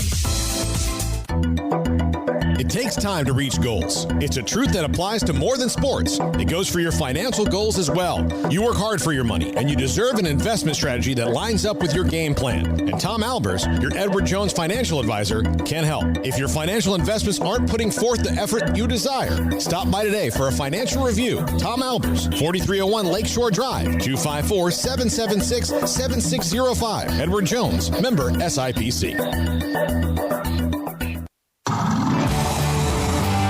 It's the heat of the summer, but the real heat is what you're cooking on the grill, smoker, or in the oven. So Waco Custom Marketplace can be your go-to playmaker for summertime grilling. You can't go eat anywhere else? Be your own chef with custom-ordered and cut ribeyes, sirloins, fillets, New York strips with a focus on high-quality beef at a competitive price. Waco Custom Marketplace also has fresh deli cuts with sliced turkey, ham, pepperoni, or corned beef. Waco Custom Marketplace also your home for the freshest seafood in town. Salmon, shrimp, mahi-mahi. Great priced chicken products, whole birds, tenders, chicken breast, and wings. Waco Custom Marketplace with smoked items unique to Waco. House-made bacon, summer sausage, boudin, hot links, and German sausage. Every seasoning for every occasion, grilling, baking, or frying. Your hometown grocery store with canned goods, pasta, fresh baked bread, buns, chips, sauce, condiments to pickles, charcoal and lighter fluid, cold beer and wine. Best kolaches in Waco, mouth-watering cinnamon rolls, and here for the community every single day, helping you avoid the long lines in crowded stores, serving quality products to the Waco community. Go online for the weekly value boxes. Family owned and operated Waco Custom Marketplace, 425 Lake Air Drive in Waco, or WacoCustomMarketplace.com.